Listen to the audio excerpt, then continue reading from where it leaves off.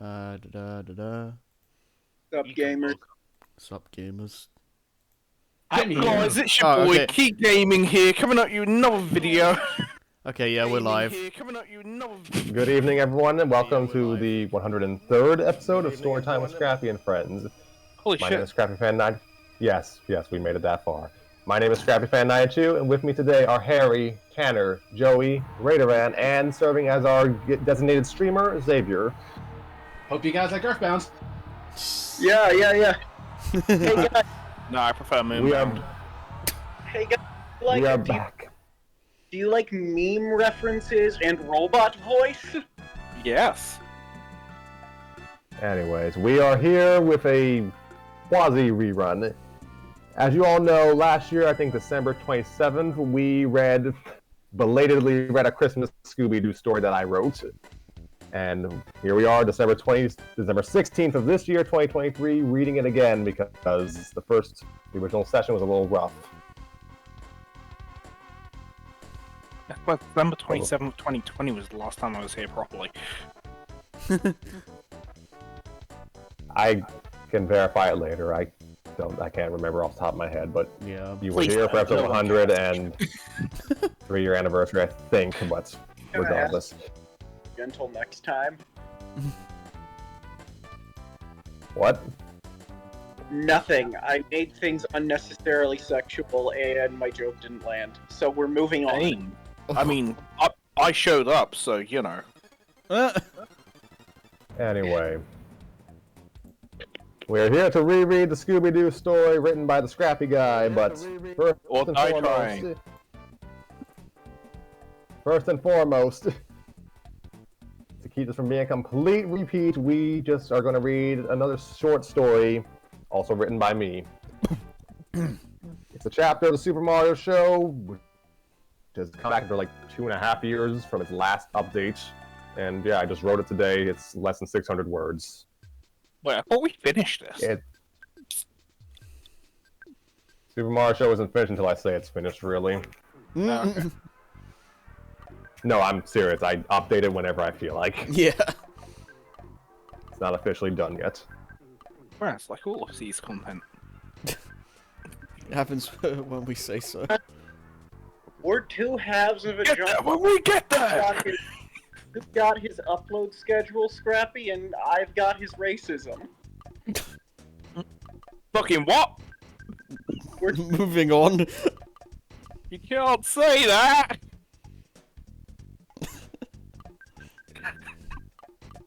Can we just be nice to each other during the holiday season, please? That's Yes, I think you're asking for a lot. I'm asking for some, Don't worry, some I'm not general... even going to be contactable during the holiday season. Celestial Ludenberg is in the chat. Hello, friend. Hi. Oh yeah, first derailment of the show, I managed to hear Mariah Carey for the first time last Monday, which is really impressive. They really want us to do that Simpsons thing. Wait, which song? Which song did you hear? Which song? It was All I Want for All I Want Christmas. for Christmas is you. Like, the Mariah Carey song. Mariah Carey didn't do other songs, what are you talking about? She's the one-hit wonder. What's that? Is that like fantasy? Like No, the that's song- Dungeons and Dragons. Okay. Move. So, third core. Moving on. You should make the favorite food But I would've- Scooby snacks. It won't fit. And I'll put that on my dating profile. Nice. What was I talking about again? I have no idea. Actually, will this fit? That's the problem, Joey. No, Celestia Ludenberg. The problem isn't the length of the story. Yeah, that fits. Is it the internal content or the fact that no one's pre-read it yet?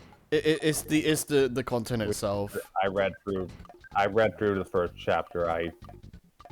Pardon me. I didn't want to. I wasn't intending. I wasn't intending to discuss this like on air. You right know, I now. wasn't either, but like they seem really adamant to make us read this, so it's like we have to address this now. Celestial Ludenberg, I at least read the first chapter, and I understood the context of what the story was going for. I just didn't know if it was. I'm just not sure if we would be able. I'm not sure if it would work for us on air. I will be transparent about that. I'm not sure if we would. We quite. I got it, but I don't think I got it. Unfortunately. With a limited understanding of the situation, we cancelled Total Drama Equestria because of that's internal content after 3 chapters. I want to say we read at least 3 chapters of that, and then decided We read not anymore. 2 or 3, so Yeah. And we know it's based on a family-friendly show. That's not the problem. No, yeah. Yeah, like we just weren't sure what we just weren't sure how to parse the actual parse the story of the Simpsons fic. I just I wouldn't be able. I just couldn't be able. I couldn't really parse it, so I don't think it would fit well for story time. Unfortunately, we have kept the Phineas and Ferb story on standby for further vetting. So there's a that counter argument against based on. Cupcakes is based on a family-friendly show, and we're not reading that. Yeah, it doesn't really matter like what the fanfic comes from. Like what matters is like the actual content of the fic itself. Alternative example: Rainbow Factory. Yeah. Doubling up on the alternative example: air shipping. Alright. The Simpsons fic, based on what I've read, is not Cupcakes level. I'm just not sure if I can really parse it. So, Yeah. well, I will. We are not sure if we will read it on air. We will consider the Phineas and Ferb story, but we'll have to go through it further. And yeah, we just we're sorry that it didn't work out. I'm realizing how much this how much of a circle jerk this show has become, because half the time we just read shit written by us, and we're planning to do that. Well, I mean, I suggest stuff that is just out in the open. None of the stuff I've suggested has been from me. The majority of episodes are not based off stories written by me. You just happen to show up on the stuff I write, Tanner. Yeah. That's true. Give me 4 hours and a bottle of booze. I'll write something incredible. Bro, don't worry. I'm hype as fuck for the fic we're co-writing, Scrappy. It has been so goddamn fun. It is. Right. It has been fun. Alright, so we're gonna start things up here because we're 8 minutes in now. We just I'm aware. Sorry. So anyway, Yes, the first story we're reading tonight will be, written by me because I just wanted filler content. Yeah. And writing something was, weirdly enough, easier than just finding something to vet. So you wanted me to be the narrator for that one. that is correct because it's so short. And let me rephrase that. That is correct because there's nothing else for you to do in this particular story because all the characters are already assigned to other people. Fantastic! I've just got to be able to follow on with the story and be able to read out the lines that aren't in quotations. Okay, so Herculean task of the show, my dude. Okay, but I am drinking, so it is. Yeah. pardon me, this is chapter 8 of the Super Mario Show. It is not episode 8, I say with quotes. It's just a filler chapter, may not even be canon insofar as my story has canon. So just sit back and enjoy it. It's really short. Oh yeah, are we starting with Mario or? Yeah. Mario. Yeah, because Mario's a lot shorter.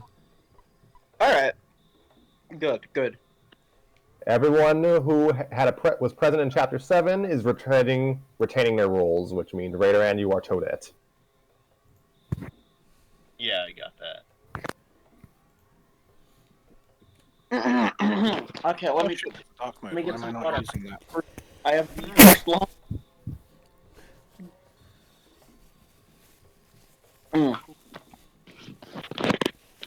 Alright, Alright, do you want to read the updates? Do you want to... You mean the author's notes? No, we can just skip to the title. Yeah.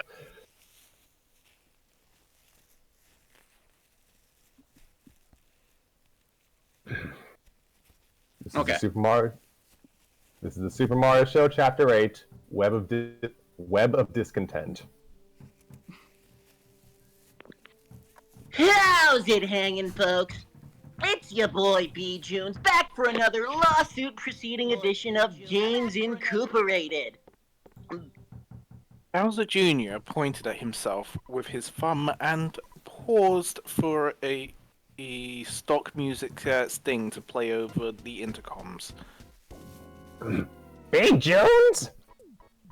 Toad asked, glancing from the bleachers of the studio audience. Yes, B Junes. It's my username. I've chosen to protect my identity on the web. Why else do you think I wear these glasses? Because you want to look smart? Luigi asked. Luigi asked. Sorry. Force a habit. Mario, the voices are getting louder! Because you're nearsighted. Mario asked. Yoshi? Yoshi asked. Okay, yes, no, and heck no, respectively. Junior confirmed, turning back to his main camera. But I digress. We're here to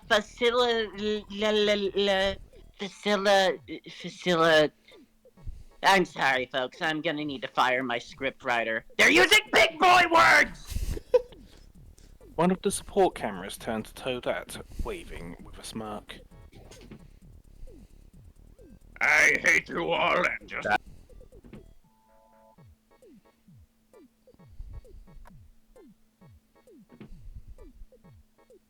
That's Junior. Sorry, I That's was just Junior. expressing my natural opinion. Well, I hate them all too. And I just wanted to share that. Anyway, we're here to philosophize with our guest, Wario! Good to be here. As a game designer... designer... Jesus Christ, I am going to kill my scriptwriter. As a game designer, what do you believe is the key to a good game? 3 components. Polish, profit potential, and Poyoro. Mario cocked his head. Pioro? Thank you. Yes, all of the greatest games feature Pioros. Wombat 12 has a hidden Pioro cameo in every level. And that's why it sold millions. Junior raised an eyebrow. That is interesting. Oh? I've recently streamed the entirety of Wombat. Why can't I say Wombat today? Jesus Christ. Alright, somebody, please, stir fry Odette. I want mushrooms on my burgers.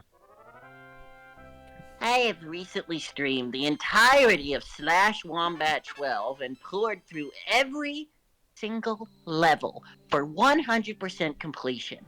And I never saw Pioro even once. Care to explain that? Well, Pioro was patched in later. Oh, I believe you. Pioro was patched into a legal copy sold through your company. A canned gasp came from the speaker behind the real studio audience, prompting Luigi to flinch and jump to Mario's arms. Wario began sweating. That's right, people. This isn't a developer interview. This is an expose. Wario's been copying other people's games for years. You know that. Mario asked. Oh, because I helped copy Wombat 8 through 11 and sent copies to all of you for your birthdays. Heard that scowl. You're admitting this on camera? Why? Did that come through? Yeah. I hope that came through. Yeah, we heard. Okay. Just so it's on the record, decrepit old lady. The doors to Junior's recording area were kicked down by a group of Toad soldiers holding handcuffs. One by one, every person was put into custody, Junior included. Junior stayed by his desk and leaned towards an annoyed Mario, being escorted by 2 Toads out the room. This is the most important thing Games Incorporated has ever done. Any comments, Mario? I don't like you right now. I am honored transparency. Transparency, folks! It's a concept that Wario wouldn't know about! I'll be out in 2 weeks and back to selling games. Absolutely despicable behavior. Now a word from our sponsor, WarioWare Inc. Toad's face reddened with rage as he and Junior were taken down the hall to the outer gates and a police vehicle. You got a sponsorship from a corrupt company you were trying to take down? Coins are coins, Dr. Doofenshmirtz. Bowser Jr. isn't for sale, except when I am. And you can purchase our copy mugs for sale on my web store. This has been another edition of Games Incorporated. Send your comments to my legal consultant, Kamek, and make sure to break that like button's kneecaps. It knows what you did. Scrappy Fan 92 said, as I said, sure, this will probably be the last thing I publish in 2023, so I hope you will have a wonderful rest of your year. This freaked me out. God, because we don't usually read the author notes. I would like to post my comments on this. Fight me.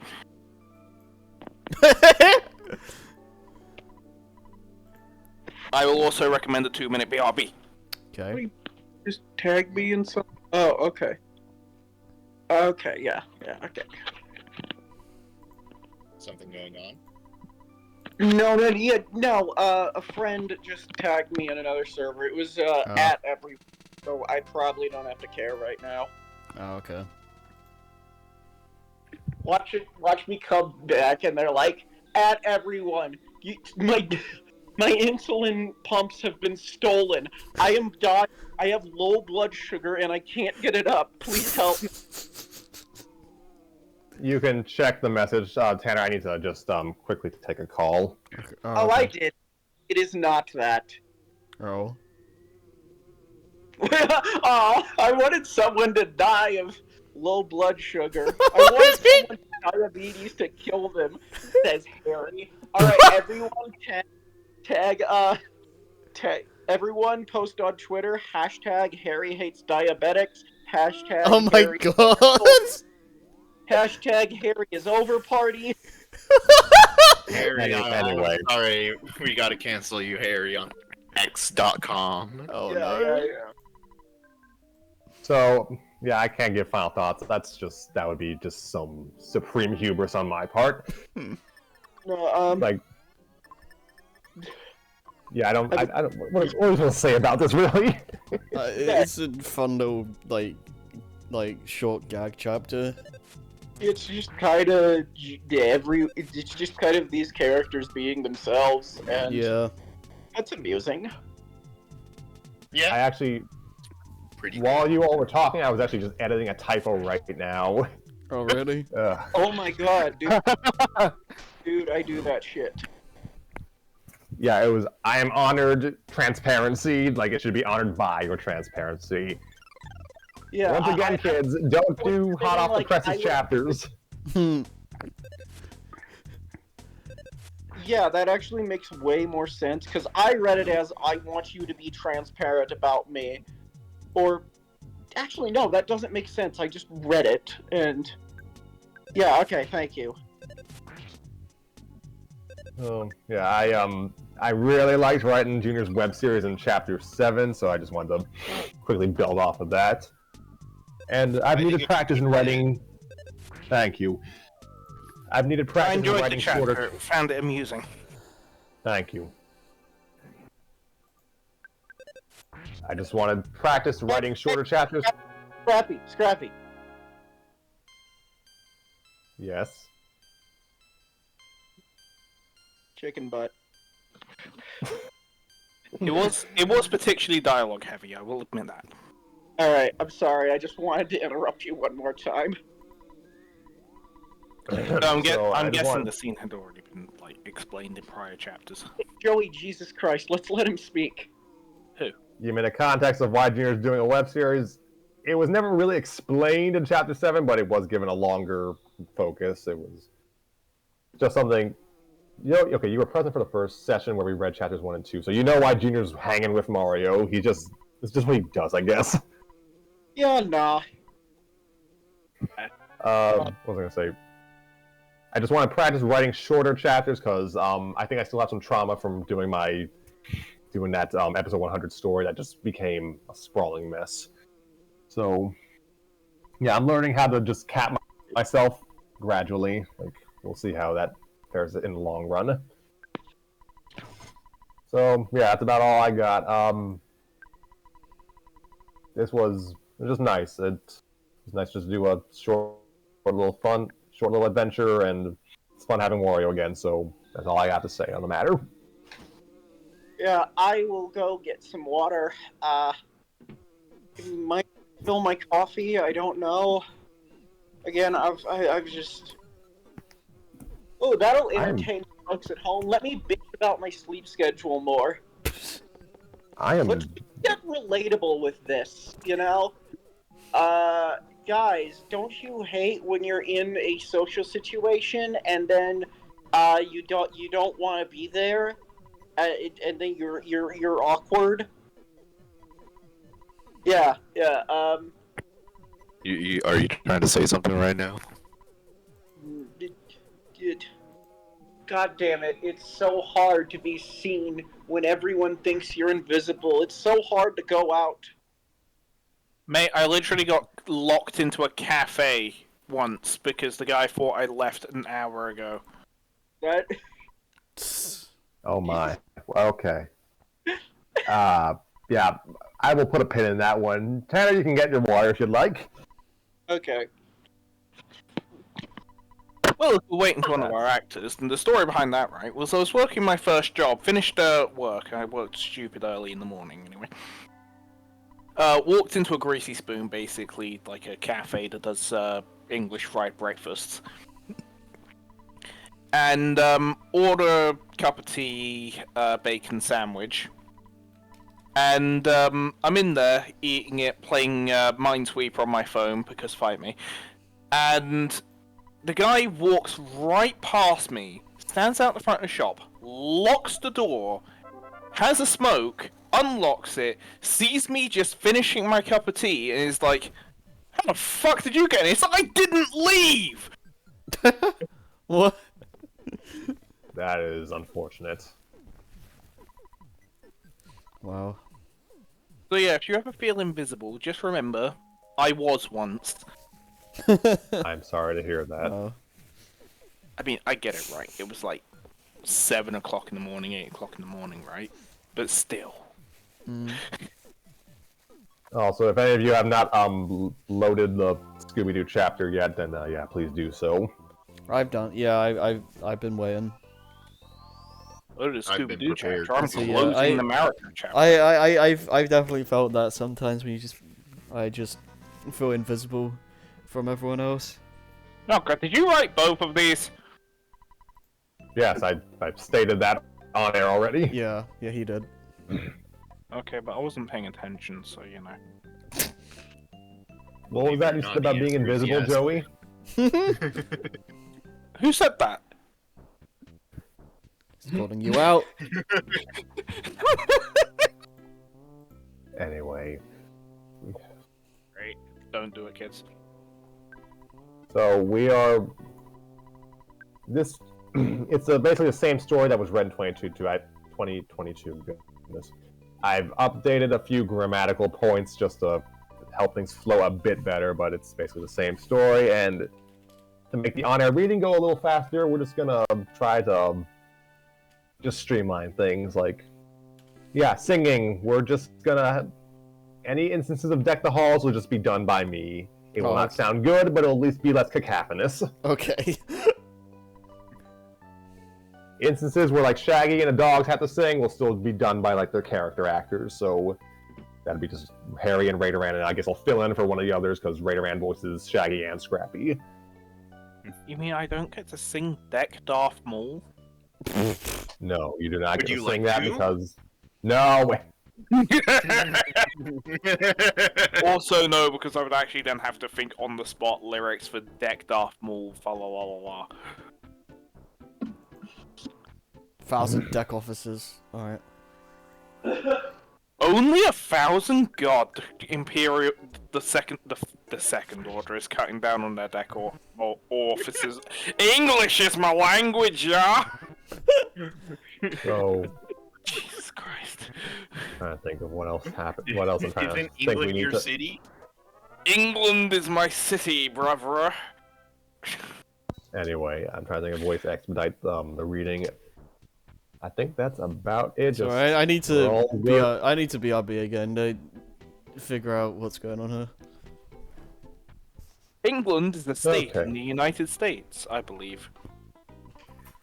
So myself, Harry, and Raideran are at least familiar. We're pretty familiar with the story at this point. So hopefully that won't mess us up, but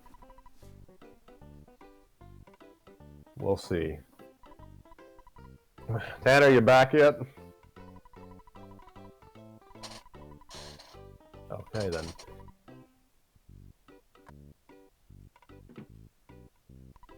Unfortunately, Scrappy did not receive an answer to his question. I think the lack of an answer was the answer. I was going to say something else. I just need to catch myself. I'm just running my mouth all day because, folks, for those who didn't know, I've actually was doing a recording session for Donkey Kong Country Tropical Freeze for this, so I've been talking for a good while. Oh damn, dude. There's Tanner. When Scrappy needs to catch himself before he says something that's going to make Joe catch his hands. Yeah. He needs to catch, or he says he mispronounces a word, and we spend 30 minutes making fun of him for it. Oh, shit. So, Tanner, myself, Harry, and Raideran, yeah, you know, we've read the story already, but yeah, you and Joey have not, but so yeah, that's just all I have to say on the matter. Three of us are at least intent. Three of us, Just the three of us. yeah, just the We can three make of us it are if we try. are ostensibly familiar with the source material, so that should at least expedite things a little. That song is going to become my. That song's gonna become my MK Ultra trigger. They played it every time work closed, so now every time I hear it, I'm just like, "Give me a gun! Give me a gun right now!" Puts. The VTuber Awards are happening! Oh what? shit, guys! What? Yo, did I win this shit? What's happening? No one The remembers that VTuber time. Awards are going on right now. Oh, I didn't even yeah. realize they were happening today. That's an actual thing. Yes, it is an actual thing. Yeah, Joey was nominated for most attempts on his life. Uh, Don't joke Joey, I about didn't know that. you were That a might be VTuber. true at the moment. Technically, yes, I'm Lavender. Anyway, Harry, if you're Harry, watching you this, back yet? real stage.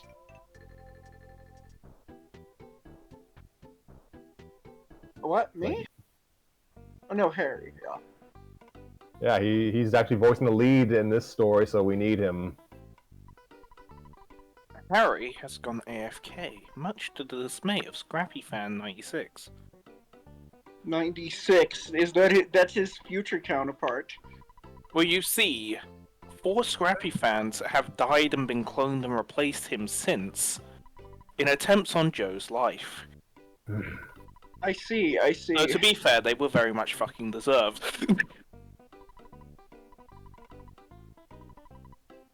I feel like I've lived several lives doing story time. To be fair, You've lived several lives just by meeting me.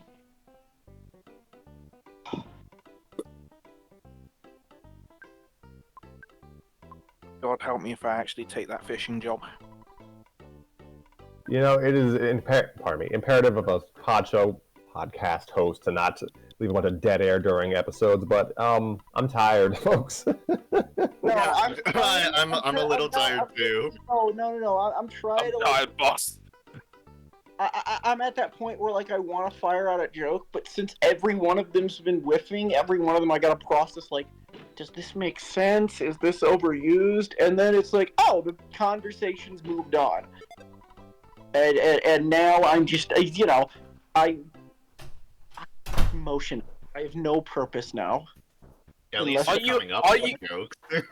Okay, are you okay with me saying something horrible? No. Yeah, good to Not see you that again. it's not How that dare you- horrible. Me out of a job. What are we talking about? We're talking about how we wanted to really start this story. Oh. Yeah. Among other things. We are a grocery bag in a parking lot without your presence. Do you ever feel like a plastic bag? Running in the wind. Alright, let's actually start. I don't actually know that song. Yeah, I let's just know actually. that line. Let's please actually start the story so we can actually finish this in our lifetimes, please. Okay, so Read the story. Like, there's a right, period. 'cause I got What, Raiderman? Yeah? Okay, Hello? one at a time, please. Joey, please speak. Why me? What the fuck? I didn't have anything to say. I heard someone chattering in the background. I couldn't hear. Someone was talking before me. Who was speaking? Like, two other people. It wasn't me, I can tell you that much. Ugh, whatever. So was Tanner having a conversation with himself? At this point, no. I I'm heard. gonna start having a goddamn stroke. Okay, moving on. Conversation between Scooby-Doo and Scrappy-Doo. We read that, we skip the theme song, we get to the story. 3, 2, 1, go. Scooby and where it says Scooby and Scrappy doing the Nutcracker Scooby Redux Part 1. No, I mean... Oh my gosh. The thing between the author's notes and the actual theme song I copied and pasted. Please Oh, read that, okay. Ran and Harry. Okay, Scrappy and Scooby. Talking. Scrappy Doo and Scooby. I thought you were starting from the Scrappy fan and Scooby. Okay, I got it. Hey, folks! My brave Uncle Scooby's coming up next! Oh boy! I need to. I need to get back in the role. That was the most uncertain I've ever heard you, Scooby! Oh boy! Boy, I can't believe that I finally stole Mickey Mouse's voice! Abominable snowman from Looney Tunes.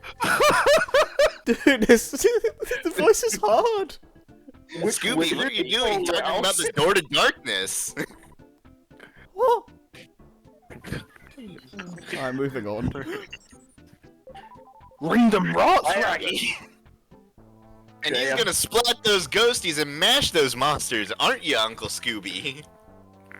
I'm gonna rim rash those rat rise, Raggy! I am? So stay tuned for... Scooby-Dooby-Doo! Who the fuck is Grooby? We now... Uh-oh. Groovy sounds like when a TV writer can't list actual drugs because they're on daytime TV, so they gotta make something up like, "Hey yo, you got the Groovy man." So is someone gonna sing this? No, we're not doing a theme song. I literally said we're skipping Okay. it. Okay. Welcome to BBC Breakfast, where we're talking about the ruby epidemic that is hitting the nation. Oh, Christ. Anyway, this is Scooby and Scrappy do win the Nutcracker Scoob Redux Part 1. Twas the day before Christmas, and all through a house. Wait, what? I was gonna narrate Part 1, but I mean, Oh, if you want. yeah, I can do part 1. All right, go ahead. Twas the day before Christmas, and all through a house was a merry gathering of friends, including a big dog with the nerves of a mouse. It was a mirthful time. Nice. Okay. It was a mirthful time where in an orphanage's theatre room, the Scooby-Doo Detective Agency and Fred Jones were assisting a group of kids in putting up Christmas decorations. All right, I handle singing. Everyone else, shut the hell up. Deck the halls with boughs of holly, fa la la la la la la la la. 'Tis the season to be jolly, fa la la la la la la la la. Yo, can the NSA stop making those sounds? The NSA? No, the Switch is just having a fit and it's distracting me. Can the outside my house just stop? Read the story, please. Yeah. Read the story. Game, please.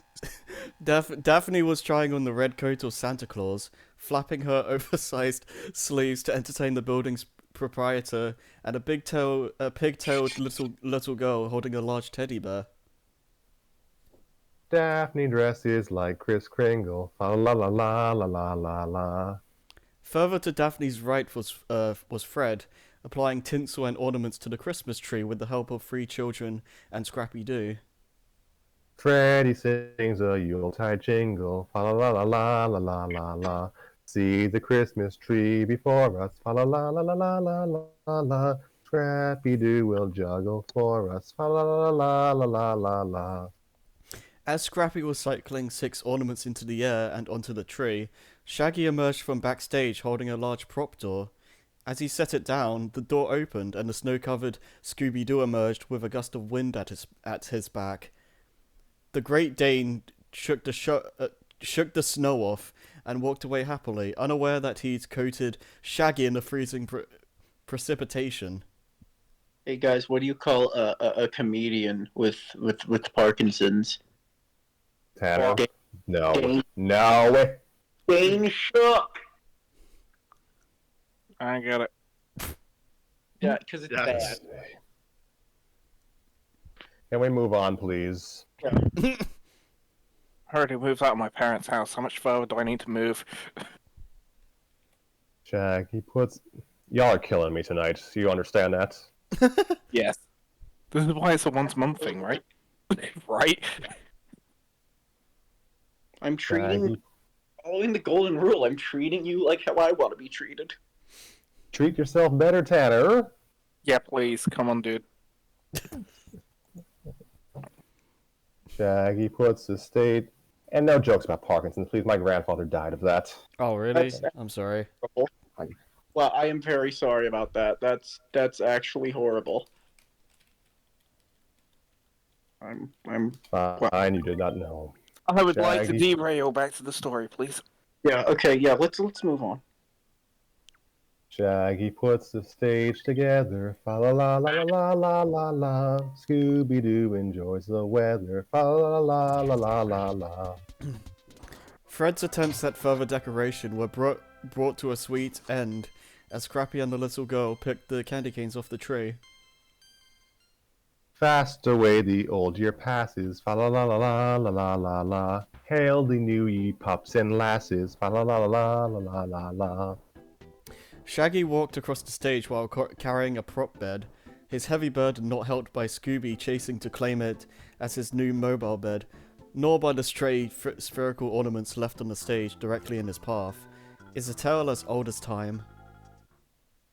Follow me in merry measure, fa la la la la la la la. While we tell a Christmas treasure, fa la la la la la la la la.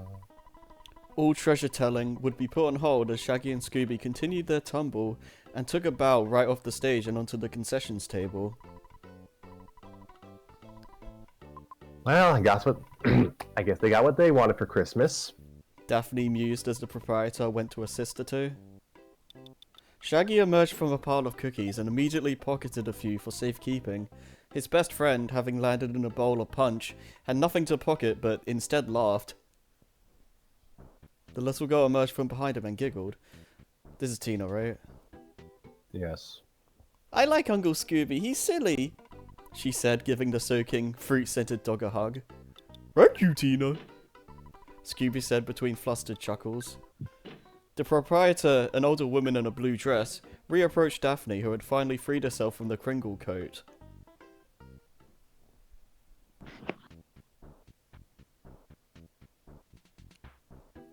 Yes. Oh my Right, God. that's you. Yeah, Oh, okay. I completely missed that. Whoops. Freddy, I'm so glad you brought your friends here to help the children put on our Christmas pageant. Glad to help, Miss Fizzywig. Fred called from the tree. Daphne scanned the surroundings. It was immaculate. The only way it would have been better was if her house staff was there to prepare hot chocolate, I think everything's finally set up. she declared. Not quite. Fred said, holding one final ornament. Look at this antique nutcracker. Scrappy noted the antique soldier and his face lit up. Yeah, we gotta find a neat place for it. A wonderful idea. Mrs. Fezziwig agreed. After all, the Nutcracker Suite is always a part of our Christmas pageant. Tina held her bear to her ear, nodding away fervently. What's that, Teddy? Oh, Teddy thinks it should go on the very top of the Christmas tree. Mrs. Fezziwig smiled.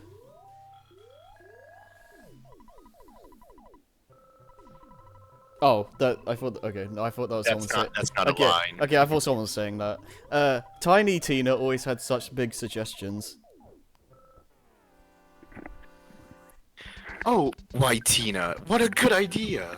Mrs. Fezziwig said over the supportive cheers of the other kids in the room. Without a unanimous show of support, Fred picked Tina and Teddy out to apply the alternative star to the very tip of the tree. Oh, perfect! Tina cooed, gleaming at the Nutcracker proudly mounted at its new post. Shaggy and Scooby admired Tina's handiwork from the stage, snacking on some of the former's acquired cookies all the way. Oh. No, never mind. Like, it really brightens up the place. Shaggy observed between chews. Okay, let's try to recall this voice. Oh dear. My apologies for my outburst. No, that's fine, that's fine. You're fine. It was kind of my fault for.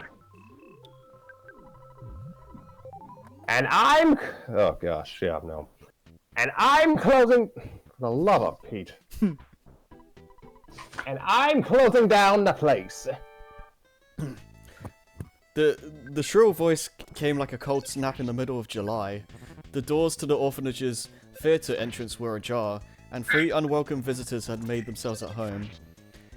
In the lead, and the owner of the sudden harsh voice was a well-dressed man who appeared as if he had leapt out of a Victorian-era novel, top hat and cane included.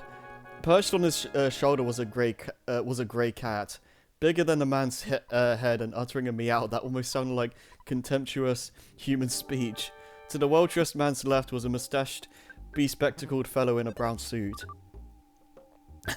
Mrs. Fezziwig gasped, and then breathed out to compose herself so as not to upset the children beginning to huddle around her. Winslow Nickleby, whatever are you doing here? She demanded. As you know, Mrs. Fezziwig, this building used to belong to my family. So I've come back to... I've come to buy it back today!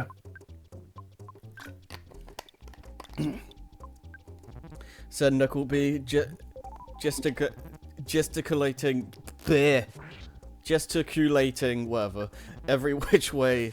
His cat even adding some snarled meows to approximate the speech of a hype man. I love that. I really like that.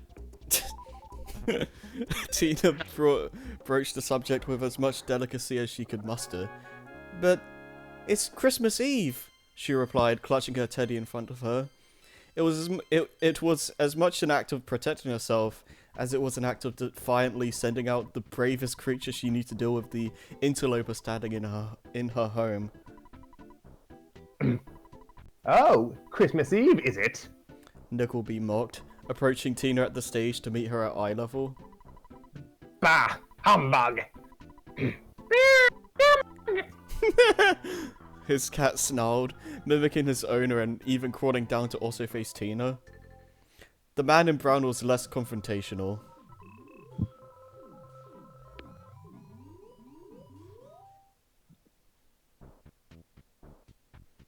Joey. Yeah, I'm guessing the lawyer. Yes. Yes, this is the lawyer. Okay. But we're prepared to make a most generous offer for the building. $5,000.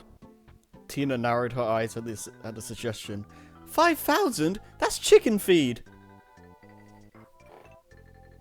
We're not selling. Mrs. Fezziwig interjected. It's out of the question. Yeah, the kids like it here, mister. Scrappy joined in, crawling on stage to meet Nickleby at eye level himself.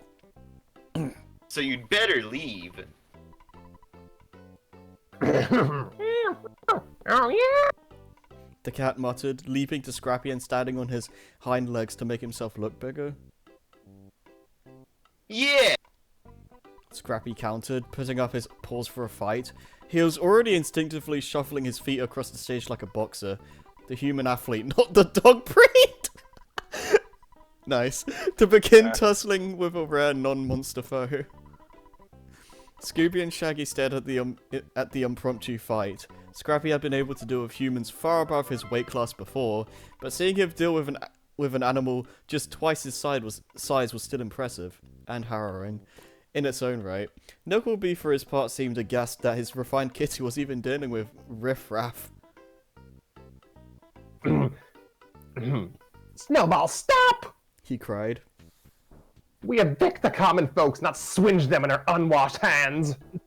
His pleas fell on unhearing ears. Snowball continued the fray, to his detriment. He was tossed off the stage and into the direction of Scooby, Shaggy, and Nickleby. All four were knocked outside and acquainted with a nearby tree.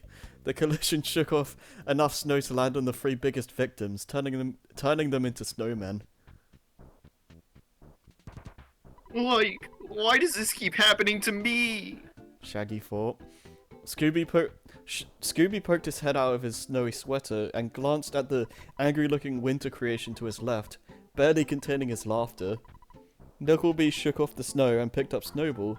Dazed from the whole fight, he stormed off yelling another Humbug! which his brown-clad compatriot took as a command to leave the premises and follow him. Nickleby continued walking, but not before turning back to shoot a glare at his newfound adversaries. I'll get this building back one way or another. And with a shake, and with a shake of his cane, he, his cat, and his lawyer disappeared going down a hill.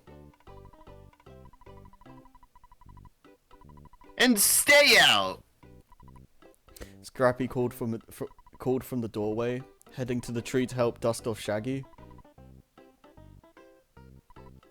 Sorry about that. I guess I should look before I lob. When Shaggy was fully free from the snow, his teeth were chattering. Scrappy, we are getting you in anger management sessions for... Ugh. Well, You good? I messed that up so bad for myself. Good, you're cool, man. Scrappy, We're getting you an anger management sessions for Christmas. Huh. It's funny. Velma said that last month. I wonder why. Shaggy and the dogs filed back into the theatre room. Daphne and the others had tried to go back to inspecting the decorations, but the mood was heavier after the threat they'd all just received. Tina was near Mrs. Fezziwig, having dropped Teddy to hold her caretaker's hands.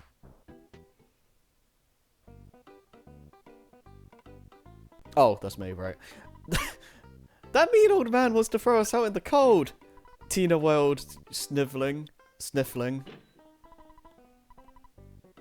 Don't worry, Tina. Mrs. Fezziwig assured. There's nothing he can do.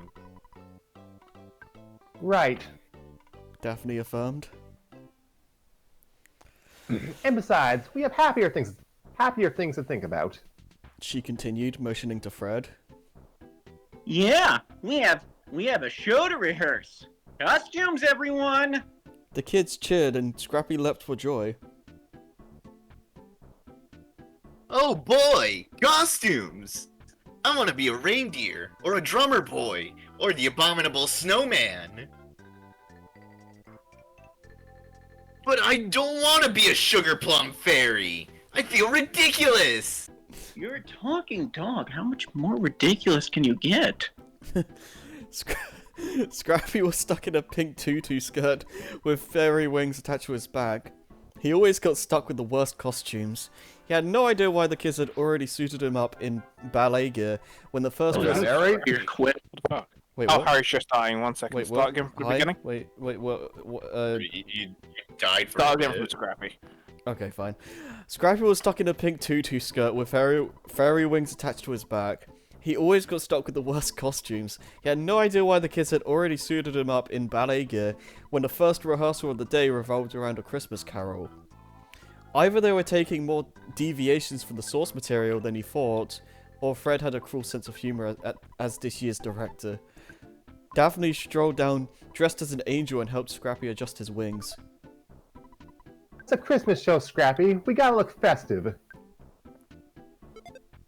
Oh, fine. At least it's better than another bunny costume. One of the kids walked up to Scrappy and Daphne holding a box.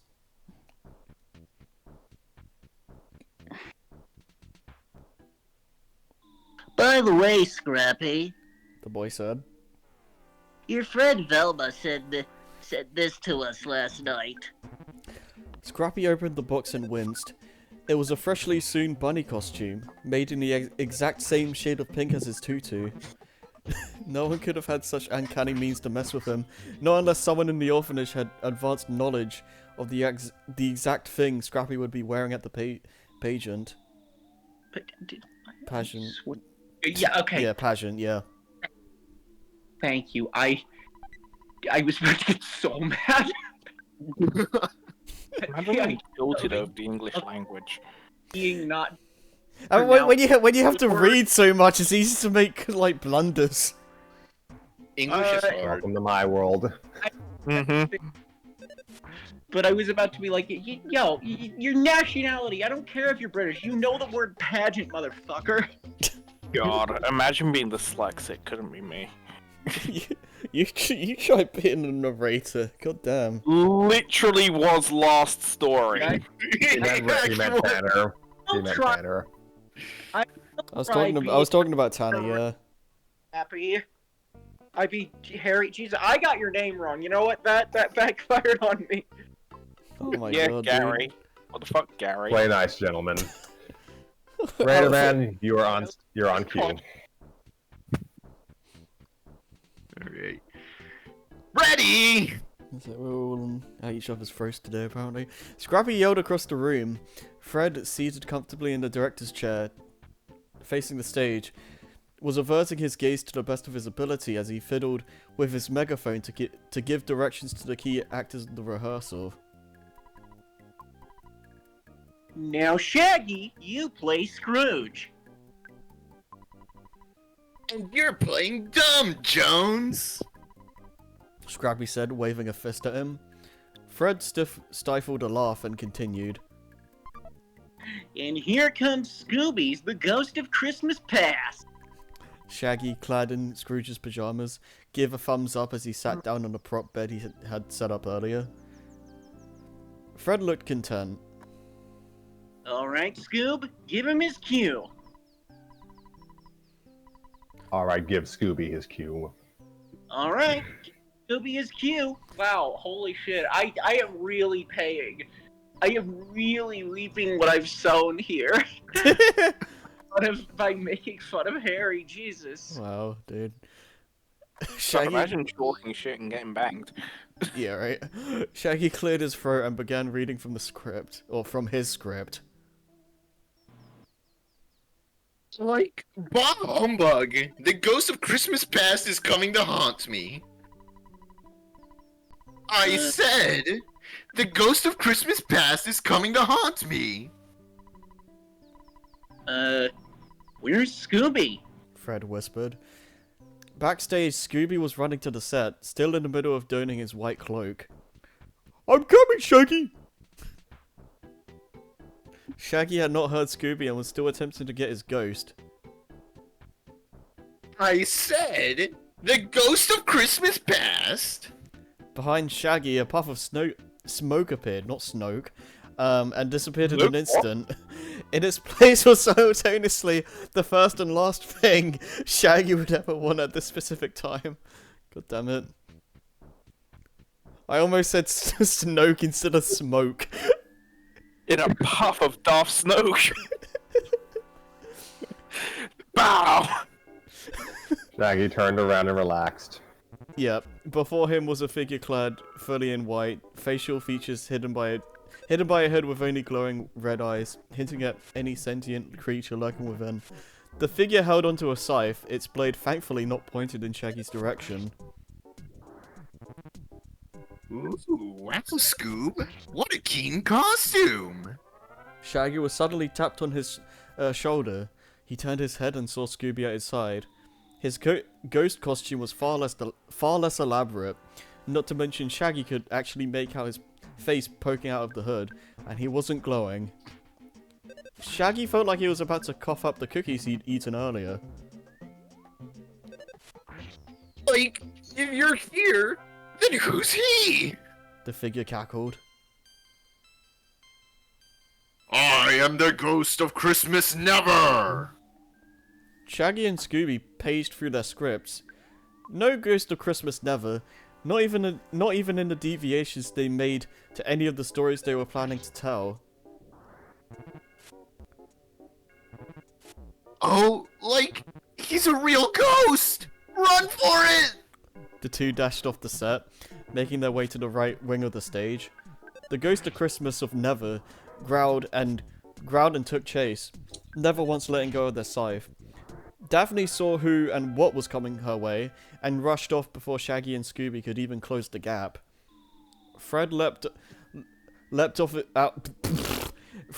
of his chair and ran for the exit to get the doors open and allow the kids and Mrs. Fezziwig to escape as well.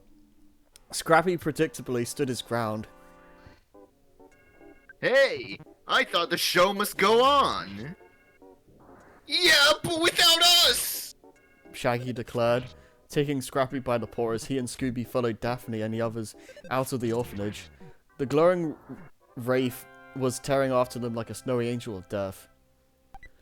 With all the children evacuated, Scooby's group and Mrs. Fezziwig were the last ones out, and they scattered for safe cover in the wilderness. The ghost stopped just outside the entrance to scan their surroundings. It was quiet and mysteriously bereft of variable footprints in the snow. The creature shifted the red eyes inhabiting their white cloak and focused their attention on one tree to their right. The ghost hissed, feeling that something dangerous lurked behind that tree. The Fork's festive phantasm's suspicions would be proven correct, as Scooby, Shaggy, and Scrappy jumped from behind the tree, dressed in two-toned green outfits and dancing like fools. Hi, we're Santa's elves. Scrappy declared. Have you been a good little boy? Shaggy asked, the murderous spectre of ill will and unpleasant demeanor. The ghost gave an annoyed growl and was met by Shaggy, who wagged a finger in chastisement.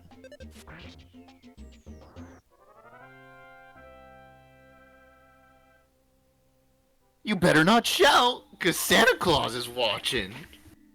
Okay, 3, 2, 1, go. He sees you when you're sleeping. He does He see knows you. when you're awake. That was awful. The free Santa guys he knows Since you've been Have back. you been bad or good? So be good for goodness So be sake. good for goodness sakes. They continued to the ghost's utter bafflement. Yeah, to our bafflement as well. Yeah. You know what? For good reason. Yeah. The trio carried on with this. Be baffled is the question. Wait, what? What? Oh, whatever. The trio carried on with their song as they began pushing the ghost to a nearby sleigh. Oh, you better not pout. You better not cry. You better not shout. shout. I'll tell you Tell why. you why. Santa Claus is Santa Claus is coming to town. Yeah. Top 10. Like, 10 out of 10. Yeah. They finished. Amazing. One of the best song covers I've ever heard. On a path with now. Oh my god. Dude, I'm putting this on my Spotify Christmas playlist. Yeah.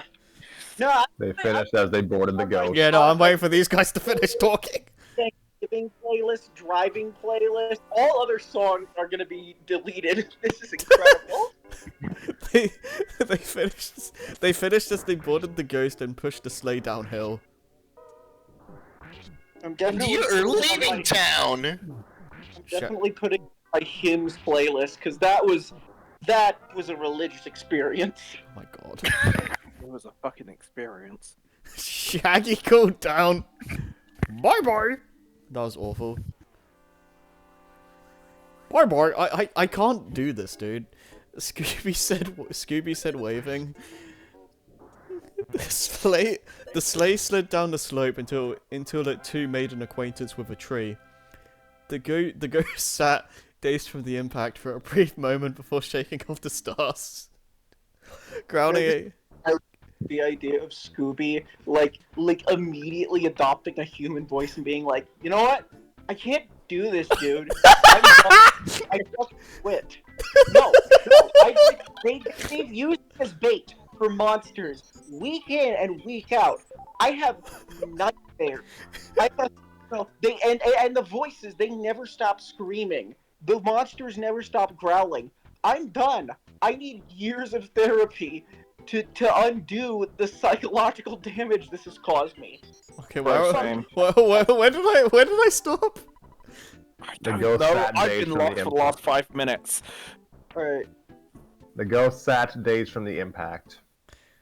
The ghost sat dazed from the impact for a brief moment before shaking off the stars, growling again and dismounting the wreckage to resume pursuing Scooby and the others, the creature leaving a trail of smoke in their wake.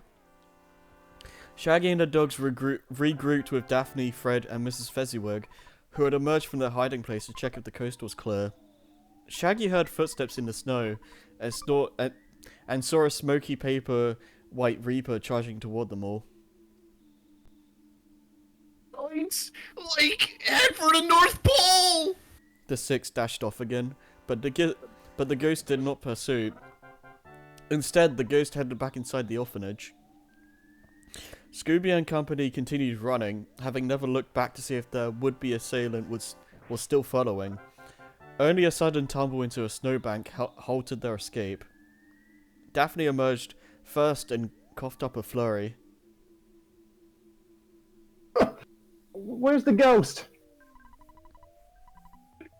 He must have ducked back inside. Scrappy surmised. There was no sign of any monster chasing after them, and the theatre doors looked as if they had been hastily shut, Then let's duck in after him. Fred declared. Like, you duck! Shaggy retorted. We're chicken! Yeah! Yeah! Whatever, that's good enough. Whatever, I don't care. Right. Scooby concurred, and then he stood up on his hind legs. Clucked. Yeah. Yeah, clucked Yeah. multiple times, flapped his front legs as if they were wings, and began scratching the snowy ground to alliterate Shaggy's point. Daphne was already behind the two to push them into action, though she mentally noted that Scooby's animal impressions were getting better. Come on! Gosh darn it. Come on, chickens! We're gonna scratch around for some clues. No! I didn't have snow-themed horror on my wish list! Shaggy whined. On my Steam wish list.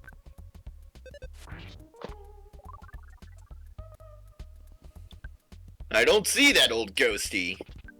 Scrappy's observation was coherent, but perhaps over-prioritized.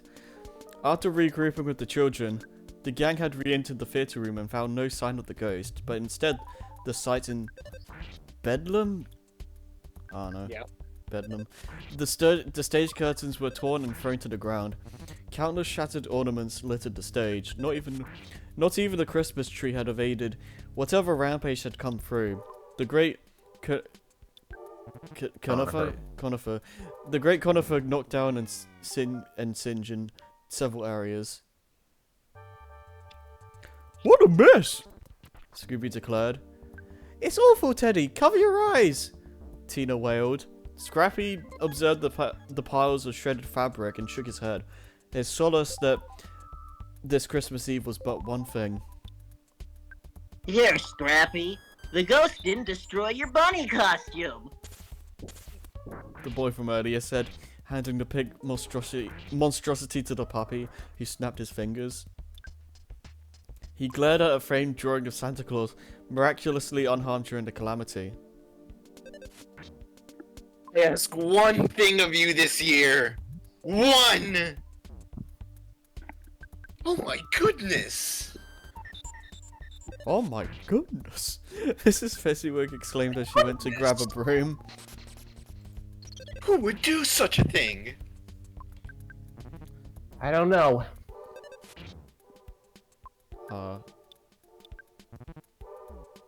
Oh, right.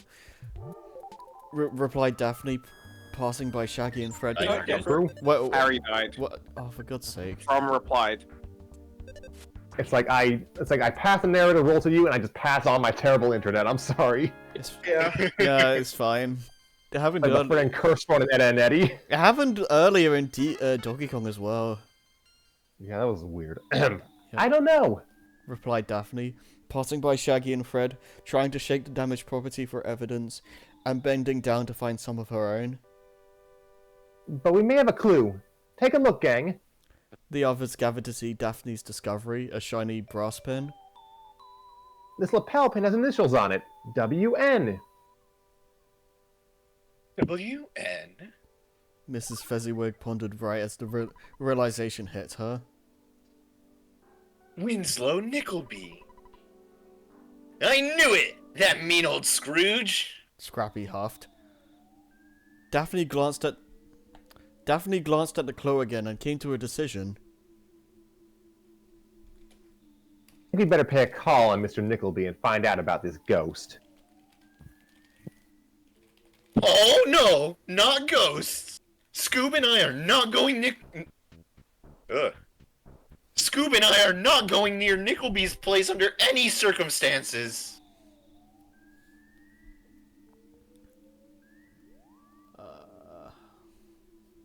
Sorry, I've lost where we are. Wait. It's just Shaggy protested. Oh, okay. Shaggy protested. Does anyone hear me? None! Zilch! Feliz Navi, don't even ask! He finished with his arms crossed, Scooby nodding at every punctuated exclamation made. Oh, too bad. Mrs. Fezziwig remarked. Mrs. Muffin Stuffer, the Nickleby's cook, baked some cookies. Scooby and Shaggy's Wait, what? Someone say What did something? you say, Tanner? No. Did someone say something? I have a lot of jokes for that name, but I'm Oh, choosing. I've got quite a few as well, to be fair, but polite company. Something stuffing muffins. Let's move on. Oh, nice. Yeah. Yo, that's Yeah. one of my usernames.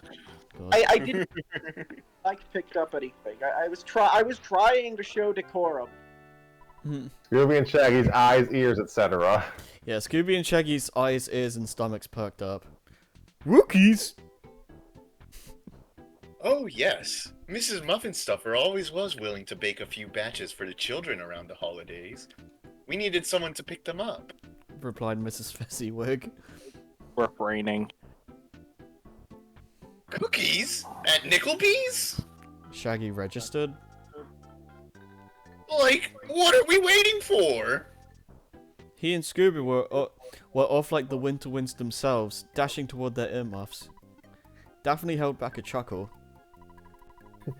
I think you said the magic word. Scooby doubled back and grabbed Daphne as soon as she finished.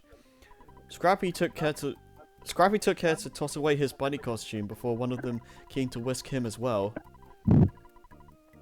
Ringle bells, ringle bells, ringle all the way. Shoot me, Ringle. please. Pringle bells. Scooby sang. He was so hungry he could eat a horse, which was why he was carrying a horse to get to Nickelbee's to eat. The horse was grateful he was only interested in the cookies. Oh, Christ. Shaggy followed, carrying a groovy-coloured mode of transport. This green and blue vehicle was christened the Mystery Sleigh. What would have merely been a very realistic prop for the play was now seeing use in the field to procure some holiday treats and maybe get this case solved. Oh, what fun it is to ride in a one-horse open sleigh. Hey, I don't care anymore. Scooby chatted as he boarded Fred, Daphne, and Scooby chatted as he boarded Fred, Daphne, and Scrappy and took the driver's seat. Their conquest awaited. Hi-ho, horsey! That was not a Scooby voice at all. Yeah. Scooby commanded, grabbing the reins to take off, which he and the horse did. Just a shame the horse wasn't properly connected to the rest of his sleigh. That's also Horsey! Scooby speaking. That's also Scooby speaking. I should have Oh, broken that's those. Oh, also it's Scooby. both of us? Okay. No, that is just Scooby. Oh. Oh, okay. Whoa, horsey, stop! Shaggy and the others could barely make out Scooby as he and the horse disappeared in the snowy distance. One on-foot journey through the tundra later, the Scooby-Doo Detective Agency was at the grounds of the Nickelbee estate. It was a spacious, well-maintained compound, as professedly reflective of its current owner as a home could be. Scooby, having made it to the home long before his friends, was slumped against the gates and panting for breath after the ordeal he'd been through. The horse had run off to parts unknown. Fred approached with a familiar box in hand. Hey, Scoob, you made it in one piece. Have a Scooby snack. Scooby leaned forward to claim his prize, but promptly collapsed in the snow and let out a groan. Fred, Daphne, and Shaggy pressed forward to approach the compound's kitchen area, and Scrappy followed, dragging his uncle by the tail through the snow. Daphne poked her head into the kitchen and called out. Hello? Mrs. Muffin Stuffer? An older brown-haired woman in the middle of organizing cookies in a box registered the call and turned. Oh, can't try to remember the voice. Oh, yes, you must be from the children's home. Mrs. Fezziwig said to expect a pickup team of 5. That's right, ma'am. Fred confirmed. Mrs. Muffin Stuffer passed the box to Daphne. In time. We were a bit short on flour, but I was able to bake the usual 9 dozen. Shaggy was taken aback. Like, we better make some more. Those won't even last us the trip back. As he, Scooby, and Scrappy ran to the nearest oven to prepare more foodstuffs, other stuffs was happening. Nice. No, I'm so... How you say upset? That's wait. Joe. That's Joey. Oh, okay, my bad. Which character? Nanette. The French one, yeah? Yeah. No! Can't do the accent. Don't bother. Okay, I'm gonna try and it's gonna go badly. No, I'm so upset. Wait. Okay. If I could actually fucking read, that'd be amazing. No! I'm so, how you say, upset! Came a high-pitched voice from the adjourning hallway. A maid with a radiant complexion came running into the kitchen, her feather duster looking frazzled and worn. That's wrong. Mrs. Muffin Stuffer asked her co-worker. The young woman realized she had made a scene without even checking to see who was in the room with her. She straightened up and began dusting Fred's coat, with Fred still in it. Oh, excuse me. I am Nanette Musset, the maid. You are from the children's home, we? She spoke with a French accent.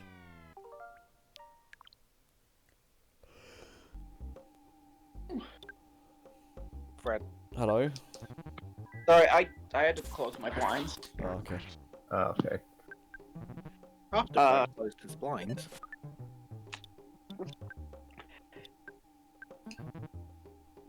First line after she spoke with a French accent. It's right! Ugh! Fred could barely utter a reply before coughing from whatever had been dusted off of him, or dusted onto him.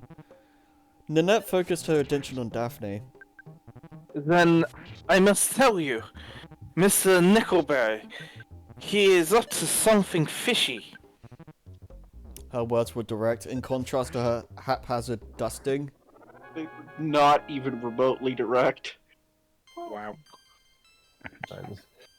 What do you mean? Daphne asked. She turned back to Fred as if so...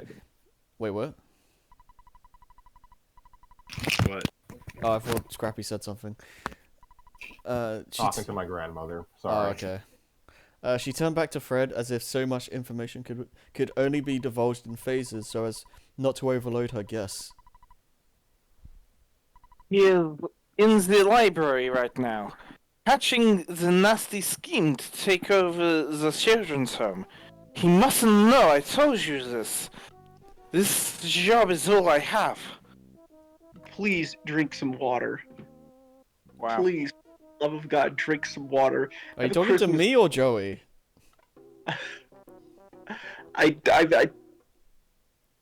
Joey. Okay, so with the French accent, the whole point is rolling R's, and I'm trying to put a feminine spin on it as well, so that's what that is. You just sound absolutely hammered. I don't have enough alcohol to get that hammered. So, moving on.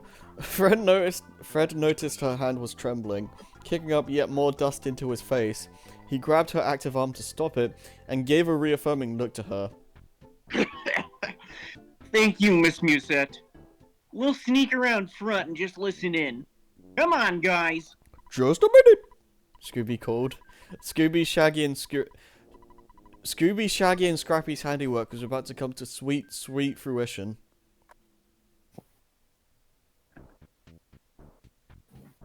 Get ready for the attack of the gingerbread men. Scrappy trumpeted as Shaggy opened the oven door for an edible army to march into a box. They came in rows of three, in lockstep to the eventual battle of the bulging stomachs. I was about to say Scabby. I was about to say Scappy. Scappy. Gabby, sniff, yeah. Oh my god. Scooby sniffled at the dedication and saluted, shaking sprinkles and sugar as if the whole process was a ticker tape parade. Like, now you're cooking, Scoob. Remind me to hire those three for New Year's. Mrs. Muffin Stuffer remarked.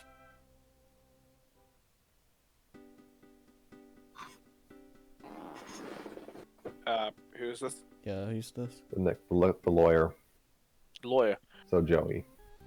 Your uncle will clearly. Okay. Your uncle's will clearly states that he left behind a priceless emerald at the children's home. Said Nickleby's lawyer, reading directly from the document while the two men were in Nickleby's study. Nickleby sat by a chair facing the chimney, content. Snowball stood perched at the head of the chair. Those foolish kids don't have the slightest idea that they're sitting on a fortune. The lawyer interjected. The trouble is, you can't legally force them out of that home, not even temporarily, to secure the emerald. At the time of the building's sale, your family stated that any items left behind on the premises for 365 days or more would be under the ownership of the new proprietors. Nickleby was unperturbed and smirked. Bah! Likely trying to pawn off old kids from their neighbors. My family never knew how to keep the essentials in their sight, but no matter. We don't need to care about legally. They won't want to stay there once our friend gets through with them. Outside, Scooby and friends were eavesdropping through the window, watching and listening to the aristocrat and his feline conspirator laughing. Like, did you hear that? Shaggy asked. It sounds like he's in cahoots with the ghost! And it sounds like he's after an emerald somewhere in a children's home. Daphne whispered. We better get a look at that will. Fred determined. Scrappy perked up and dragged Scooby and Shaggy off, Leave it to us! declared Scrappy. Us? Why always us? Shaggy pleaded. Mrs. Muffinstuffer had retired to the washroom, and Nanette was dusting the door to the Nickleby residence when she heard 3 knocks. Who is it? She opened the door to find 3 very familiar-looking hairy fellows.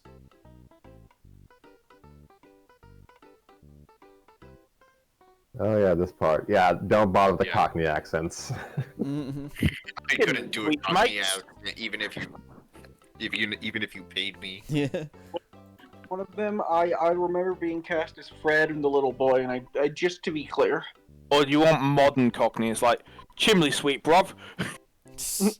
I mean, you're not. Yeah, those are the only characters you have, I think, Tanner. The sweeps they're shagging the dogs. They're just in disguise.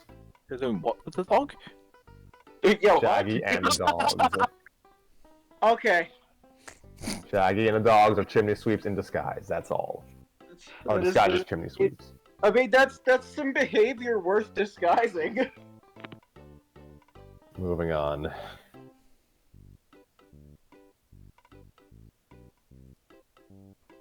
Someone gonna say that or no?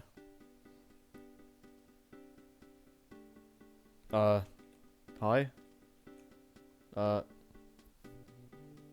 yeah, There's come some on. Okay.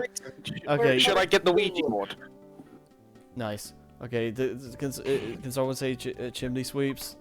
I Chimney did. sweep, mate. Okay, I didn't hear her, I died.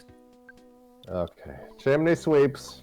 The trio answered, dressed in black jackets, black top hats, tan duster shirts, and green scarves. They also had fake mustaches on. Nanette. Oh, what a surprise! Always a good time for a good sweeping, wouldn't you say so? Shaggy said, powering his way through a fake Cockney accent.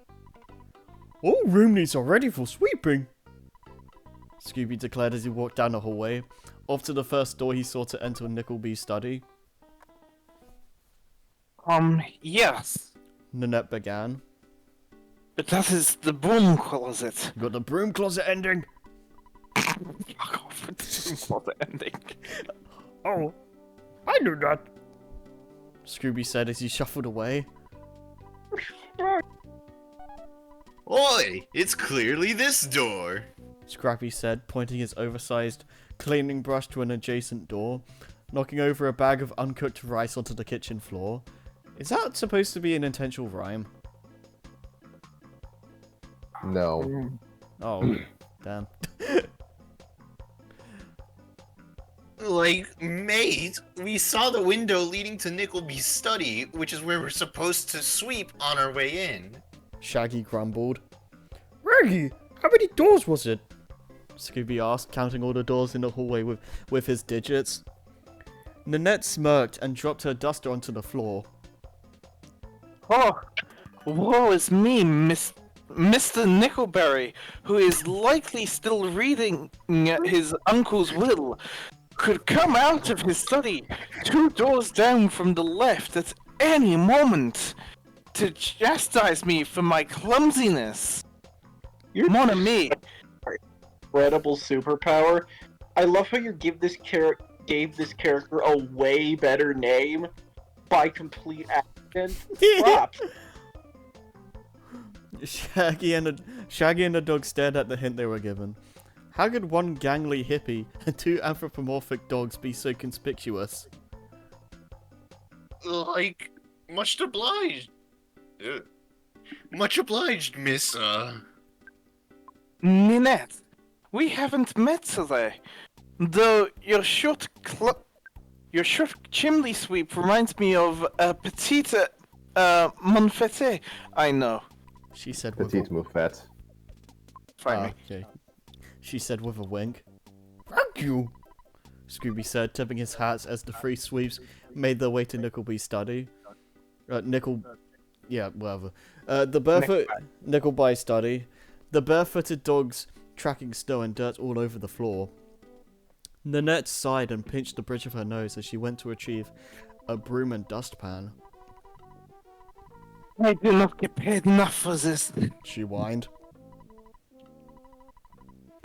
Nickelby and his lawyers' reading of the will had paused and would be further interrupted by 3 sharp knocks. Nickelby bristled in his seat and turned his head to yell at the would-be intruder. I'm sorry, are you mispronouncing his name on purpose now? Wait, what? It's You're saying Nickleby, not Nickelby. Oh, instead of Nickelby. Okay, I thought Nickelby was wrong. Everyone just completely glossed over my Nickelback joke. No, man, that's that's what Chad Kroger's gonna call himself when he figures out his sexuality. Steve. Hey. I'm not even gonna parse that. Miss Musette, if I've told you once, I've told you 1,000 times. His rant was cut short as the door was kicked open by a short, mustachioed fellow. Not Musette. Not Musette, Chimney Chimney Sweep. Sweeps! Nice. Scooby, Shaggy, and Scrappy declared. Chimney sweeps? I didn't call any chimney sweeps. Blimey, governor. Scrappy said as he shook off some stray rice from his broom. You didn't have to call us. You can spot a dirty chimney a mile away. Riddle-meter, Scooby corrected. Winslow Nickleby was not a man for tomfoolery of any kind, especially not from the help, wherever they came from. He stood up and glared daggers at the 3. This is an oh my gosh. This is an outrage! I'm losing! Clean my chimney, actually! Yeah, Do Nickleby's you need some medicine, old man? Alright, dude! Mon ami. Am I still alive? Shaggy and Scrappy. Okay. But Shaggy and Scrappy had already ran toward his chimney to inspect it. I'll say. Shaggy roared as he looked up the chimney. It's the worst I've ever seen. Scooby, upside down, poked his head out of the chimney, prompting Nickleby, his lawyer, and Snowball to look behind them. Hadn't that 3rd cleaner been beside them? Yeah, it's disgusting! Scooby yelled out before he went back up the flue for Shaggy to start working. Shaggy Shaggy shoved his cleaning brush up the chimney and began swiping the soot. The soot. Look out, Scoob! That tickles. I don't want to know what they're doing in that chimney. Oh, Christ. As Shaggy continued... As Shaggy continued. Yeah, as Shaggy continued, the black dust was flowing out of the fireplace and further into the study, cloaking everything from the floor to the ceiling. Shaggy looked back for a brief moment and could still make out a most annoyed Nickleby among the clouds. Stop! Stop! Stop this! You're making a mess!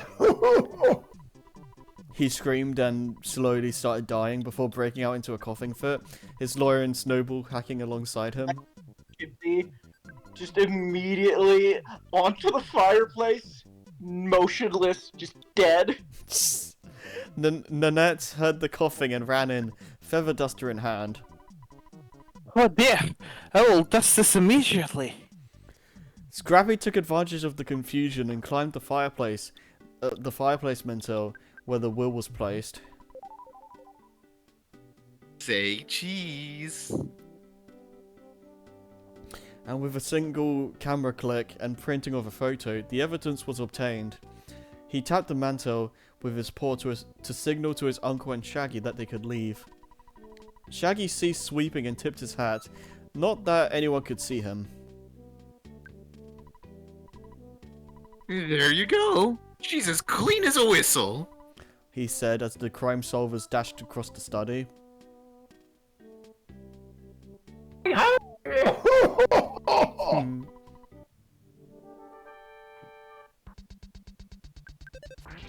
I didn't hear any of that. Yeah, I had heard the the line. coughing, but not the line. Yeah. Yeah, But you've ruined my home! Nickleby screamed. Don't worry, Governor. We'll be sure to send you the bill. Scrappy replied. So long! We'll be back to haunt you! Back at the children's home, the Christmas pageant tonight sign hung in triumph through the never-ending snowfall. A benign warning to the building's inhabitants of how precarious their living situation could be if events did not fall in their favor. Within haunt what's already dead. within the theater room, the Scooby-Doo Detective Agency had cast off their disguises and winterwear and were examining the composition of the photo. Daphne looked over Fred, who was looking over the picture laid atop the stage. What's the will say about the emerald? I don't know. Fred admitted. I can't read the fine print. Scrappy emerged from backstage holding a microscope with a red ribbon attached to it. Here, let me try. The pup placed the photo under the lens and looked through it. It says, on Christmas Eve, your goal's not far. The emerald rests in the pageant's star. That must mean the Christmas is pageant star. Fred realized. Daphne seemed more alert and came to a realization of her own. Also, what happened to the... I'm just... Xavier, what's Got that? disconnected. It got disconnected. Do I need to rejoin your thing or something? Yeah, hang on. Okay. Intermission. The intermission. How long? I need to get back into Xavier's room. I probably don't have any lines for a minute. Yeah, I'll be a minute. Alright.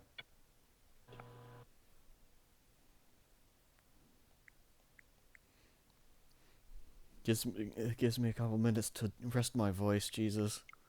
You know what? Yeah, I'll refill my water again. I mean, you're doing good so far, Harry. Like, this is going along a lot faster than it would have with me handling it again, so...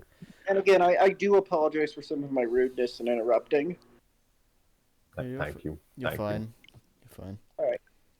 I'm gonna use the bathroom and refill my water. Alright.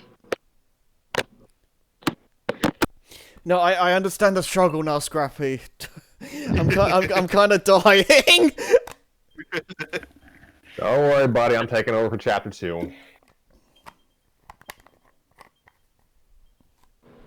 Oh trying to remember. my god, I forgot there's a second chapter. Yeah. How many that's chapters are the you gonna fun do? one. 2 out of 3, because the third one was already read this year. Right. Excuse me. It was brought up earlier in the session about Tanner has narrated before. It was just way back in year 1, though. He narrated his Deadpool story because I had gone through the Lost in This Dance, and that took a while, so I was a little Yeah. fatigued. Hmm. Trying to think of other narrators. We've had Nova handle a few sessions, I think, of Erica. Mm. Lewis handled some sessions of Till We Make Our Ascent, I believe. Yeah. Joey, I think, handled some parts of Duel of the Fates. He read through he definitely read like my Star Wars movie recap that I wrote.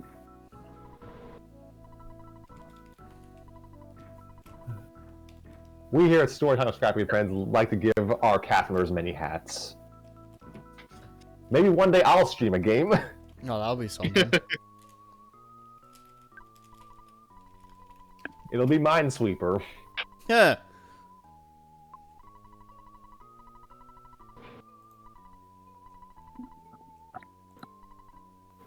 Did we continue? We're waiting for Tanner. Tanner had to go get some water. Okay. You know, I was expecting to sing Happy Birthday to my nephew tonight, and that has not happened yet. I'm Oh. kind of confused. Damn, that's crazy. I mean, you What's could. really crazy is that he actually doesn't turn 2 until the 21st, not the 16th. I mean, could you not do that while we're waiting? No, that's the thing. We haven't gathered yet. That's the thing. Oh, Yeah, okay. he's fair waiting enough. on the gathering. Fair enough. I haven't. No, I'm holding off, man. Okay, fair enough. No, I thought the way you worded it made it seem like you could have like gone and done it a while back, but just hadn't had the chance to. Yeah, my nephew's literally in my room, just poking me, begging for a hug or some just basic attention or acknowledgement of his existence. Aw. I'm just looking at this text. Wait, is that actually happening? No, Probably. goodness, I would never neglect him like that. Oh. Goodness. I was gonna say. If he wanted my attention, I would be happy because he just kind of doesn't. He doesn't hug men anymore. He just doesn't. Men are scary.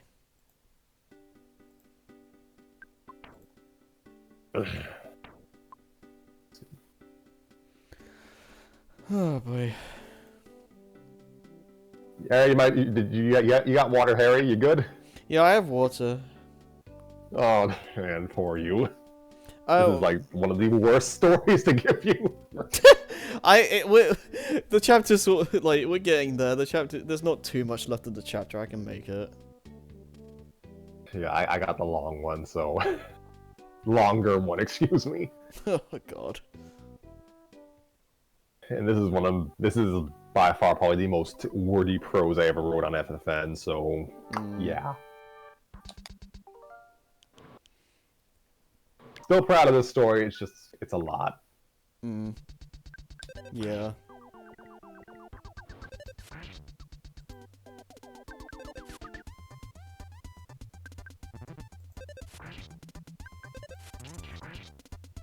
Nice. Hey, my egg! Nice cock. My egg. Nice God. So how's everyone doing? I forgot you were playing Earthbound. I want them there in I'm- more stories. I mean, I have a bonus chapter. Like, maybe we can reread it New Year's because it is a New Year's thing. Yeah, Maybe. maybe. So If I'm even available then. yeah, I guess we just reread it like a tail end of January, like we did this year. It's called story time, but it doesn't mean we're timely.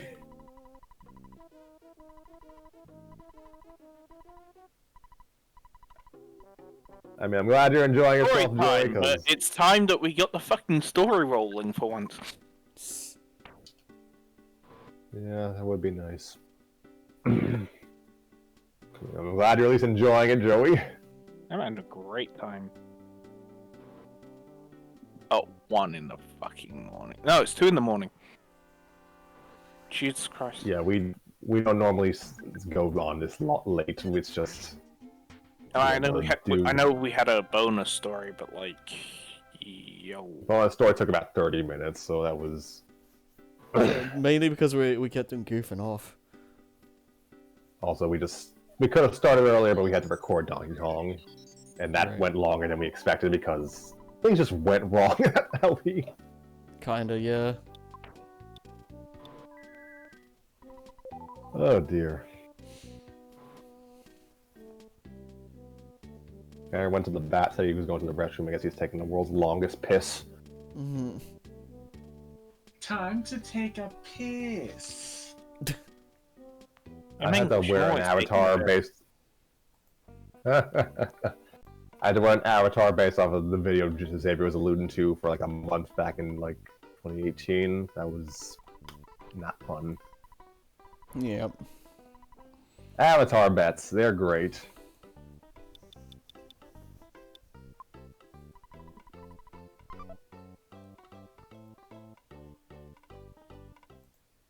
But I have commentary about the story. I guess I just feel like I might as well just save it for the end. I have commentary about this meme, but I feel like it's not appropriate. Oh my god, dude. You see my I'm gonna point? Look at it. So, I wish I had like just the work ethic of an AO3 author because they're not human. Hmm. They will. My fucking god, right? AO3 authors, okay? There's a timeline where I am an AO3 author, and it just makes so much sense. You may as well already be one.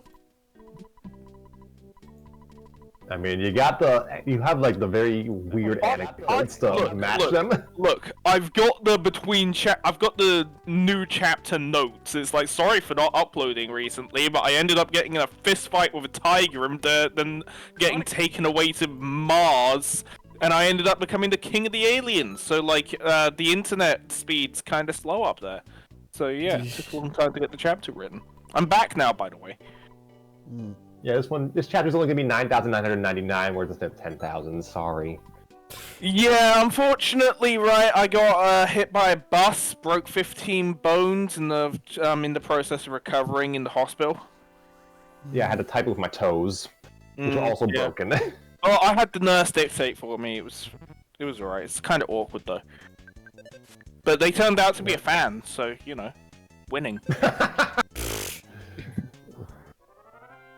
Oh gosh. 5 chapters later, so I got married to the nurse. What? Pretty much. AOE free. 10 chapters later. 10 chapters later. So I got divorced from the nurse. She took my computer. She took my computer and tried to get the rights, but I had a pretty good lawyer, so I still lost the computer in the house, but like I kept the rights to the fanfiction. Hmm. 5 more chapters. Yeah, I have to live with my mom because I lost all my money on the lawyer. The lawyer married the nurse.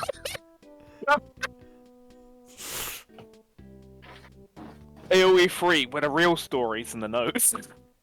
Basically. But it's read between 3 different fanfictions. Yeah, it's gosh, like Kingdom Hearts. You gotta go jump between different consoles to get the full story. Yeah, boy. Yeah, boy. Oh my gosh, I But should you do still that. don't- Kingdom Hearts. No. Well, make Kingdom this... Hearts story. No! I do my own. Stop. I do my own Kingdom Hearts story. Uploaded where? One story uploaded to FFN, one to AO3, one to Wattpad. Oh, that'd be The hilarious. last chapter That'd be is on hilarious. Finfiction. The crossover on FimFiction. The last chapter where it takes place in the last world of your headcanon ending, and like 5 years later after Riot Kingdom Hearts 3. Jeez. I want this to actually happen now. This would be hilarious. Takes place in a fucking equestrian badlands as it's under siege from the nobodies and the heartless on a two-front offensive. It's like a 50,000 word Yeah. epic. Yeah, it's One you- chapter. You gotta bring in the total drama gang. Oh hi. Can't No! You just like imagine like fan fiction. It's just like chapter 6 or something, and it's just like there's no 6! Chapter 67! Christ. And there's no like link to the other chapters. It's just that one chapter there, and it's like if you want to read the other chapters, you have to be a real Scrappy Fan 92 fan and follow him everywhere. Yeah. Oh, You God. gotta donate to his Patreon, and then but once you donate, you have to also ask him permission to read. Yeah. Oh gosh. Anyway, we're back. Okay. Well. You want Okay, so Where were we? Scrappy, you've gotta. I mean, I was gonna sing Back in Black, but this one seemed more appropriate. Daphne seemed more alert and came to a realization of her own. All right. Daphne seemed more like to realization of her own. Yeah. Oh yeah, I forgot you're narrating. Oh. Hey, I remember. I know. I remember seeing a stage prop up in the attic. A golden star. Then that means the emerald's probably in it. Come on! Scrappy cried out, running off so fast that the Microsoft. Microsoft. Yeah, Microsoft themselves jostled and tipped off the stage. Rogues! Scooby dived to save the Microsoft from The Microsoft blue screened. yeah, Microsoft's Windows blue screened and started shattering. He sighed in relief. They had caused enough property damage for one day. I haven't.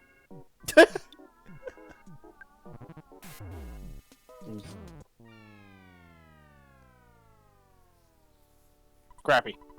No. That's Shaggy. Yeah, Okay. Main person. So, like, where's the star, Daphne? The gang peered into the dusty attic housing the unused props. Practically everything looked as if it were in a state of disrepair, with cobwebs littered at multiple corners. Same. Last I checked, it was in that cupboard over there. Daphne responded, pointing to the freestanding piece of furniture slanted against the wall. Great! Let's get in, get out of this creep zone! Shaggy suggested, as he and Scooby raced across the room toward the cupboard. Open the doors, find a star, grab the star, leave peacefully, simple as could be. Shaggy opened the doors, found a star, noticed the glowing spectre holding the star, and zoinks! Nice. The ghost... Jinkies. Oh, jinkies. The ghost growled and waved the elongated star ornament, as if it were a wand. Whether that was to mock the gang's failure to reach the star first, or an actual attempt at casting magic, Shaggy and Scooby did not know, nor did they care. All that mattered to them at the moment was making distance of any sort by any means necessary. Run for it! Shaggy and Scooby scattered as fast as their legs could take them. Survival instinct dictated that the best option for escape was a vertical exit.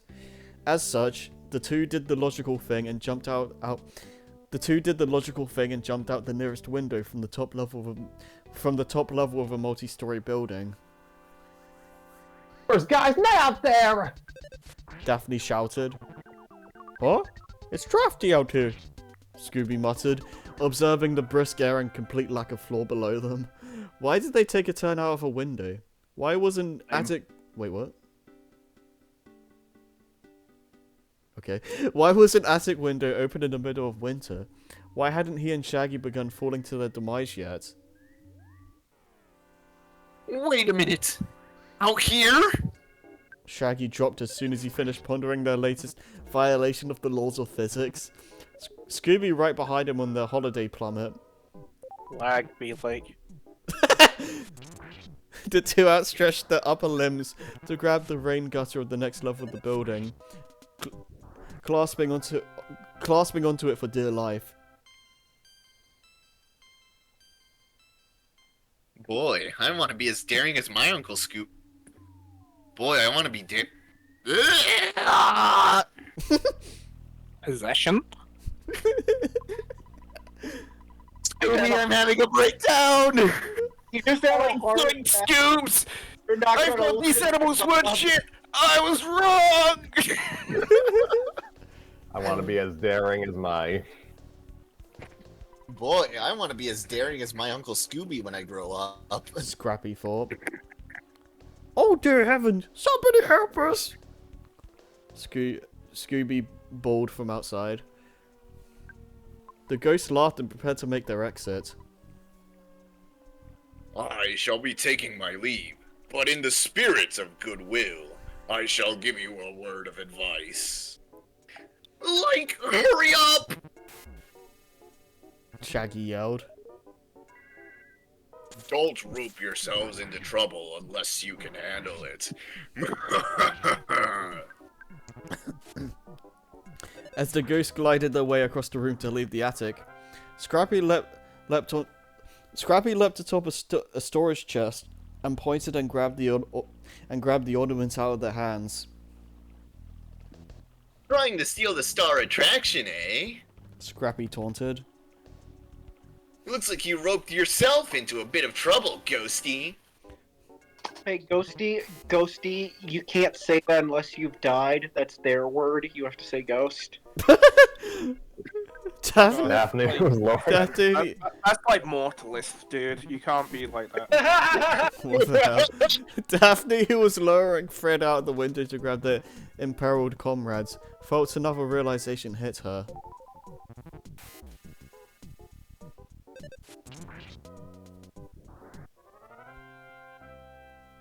Yes. Am I A dead? little busy right now. Oh, am I dead again? No. No. Oh, yeah, no, I didn't hear the last, like, couple lines. Scrappy, I found some tinsel rope. I found some spare tinsel rope in the trunk yesterday. Grab it. A little busy right now. Scrappy barked back, running around the attic with a ghost in hot pursuit.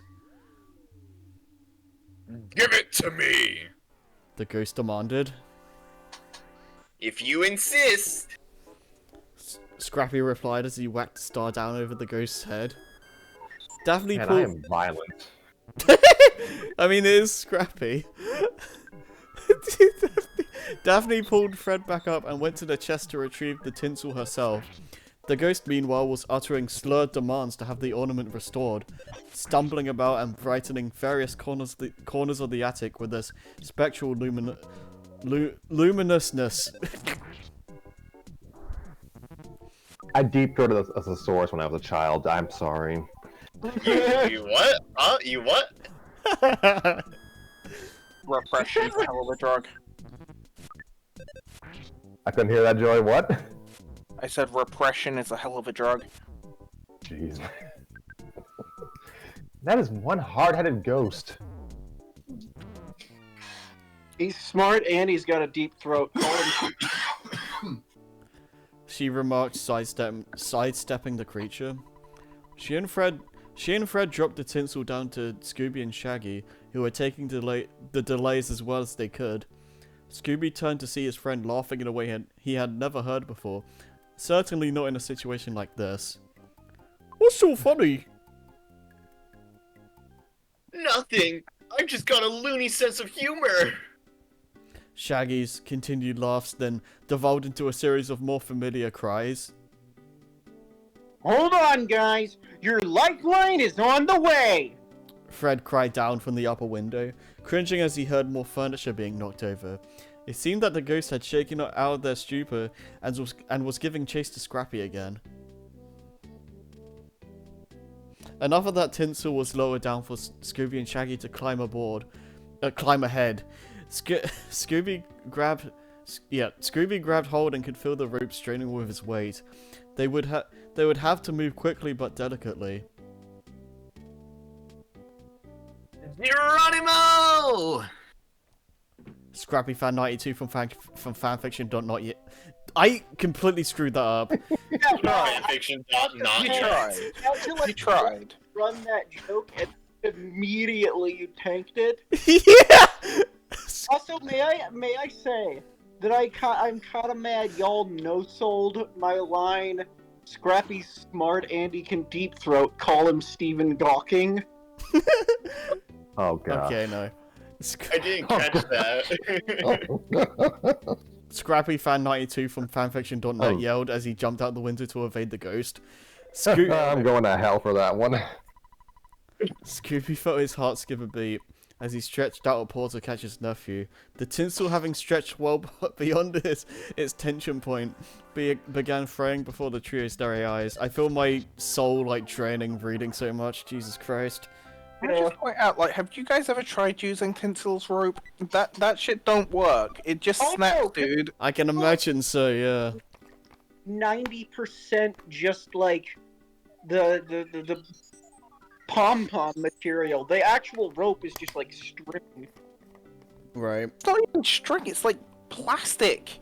And it's not even good plastic. It don't just snap if you pull it. Have any of you guys tried doing a thing where you put a bunch of tinsel around your neck to see how much you can take?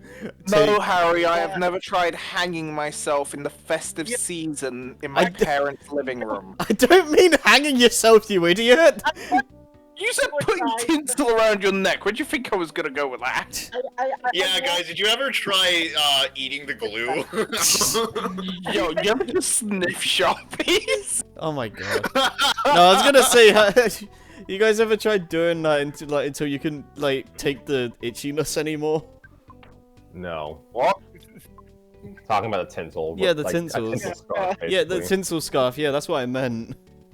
Oh, to be fair, everyone's spraying tinsel around their neck because it's fabulous, darling. It's also really itchy. I want Again, myself, but I want to look prissy about it. I want to commit bougie side. began fraying before the trio's very eyes. That's you, Harry. Oh, Scooby felt his heart skip a beat as he stretched out a paw to catch his nephew. The tinsel, having stretched well beyond its tension point, began fraying before the trio's starry eyes. Run! Scooby. Wait, what? Oh no, that's Scooby saying oh no. Oh no! Was all the grown Great Dan could whimper before the Great Dane. Great Dan. Great Dan!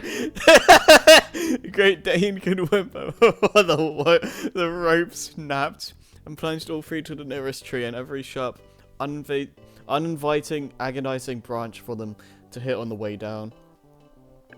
Daphne, Fred, and the ghost could do nothing but witness the whole debacle, though notably... What? I don't think anyone said Oh, anything. okay, I thought I heard No, something. That must be my water cup hitting the table. I'm sorry. Oh, okay. Though notably, none of the branches broke under the three's weight. Whatever kind of tree it was, its branches were made of more durable stuff than the detectives, leading to Scooby, Shaggy, and Scrappy descending down them as if they were rungs on a ladder. Yeah. That is except for the last branch all three landed on. Scooby landed first and was grateful to have his fall halted, but there was the matter of making sure his friends weren't hitting the cold ground. He grabbed Shaggy's hands, which dragged him down. He he coiled his cat-like tail around the branch, which was the only thing holding the two aloft as the branch began bending in an arc. Once again, Scrappy fell last and made all the difference. Scooby had to catch him with his teeth by the scruff of the younger dude's neck. That final added weight forced Shaggy close enough to the ground to grab a nearby rock and steady themselves. We're saved! We're saved! Shaggy proclaimed, kissing the rock. Give me the star! The ghost had left the attic in the confusion and exited the building to claim the ornament, and was fast approaching the tree. Red eyes narrowed in frustration. We're doomed! Like, totally doomed!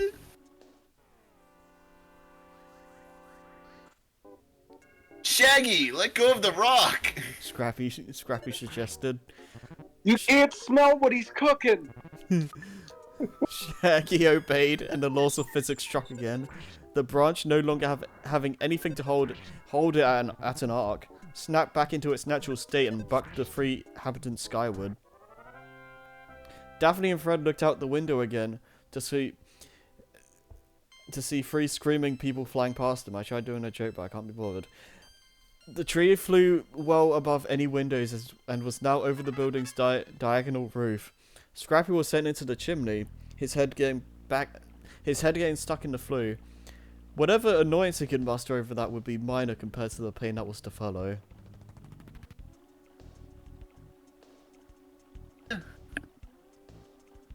I didn't Could you hear. repeat that right around? I couldn't hear. Yeah, I didn't hear it. Damn it! Gangway! Shaggy screamed in the air. The launch had left him tumbling, and he was about to come down in the exact same spot as Scrappy, feet first. The puppy's pupils dilated, and he attempted to move his head to force a quick descent into the chimney, but Shaggy arrived faster and wound up stomping him like a video game character down the smokestack. Scooby proceeded to land on Shaggy, bottom first, and all three were forced down. The ghost watched the whole occurrence, shrugged, and went back inside without a word.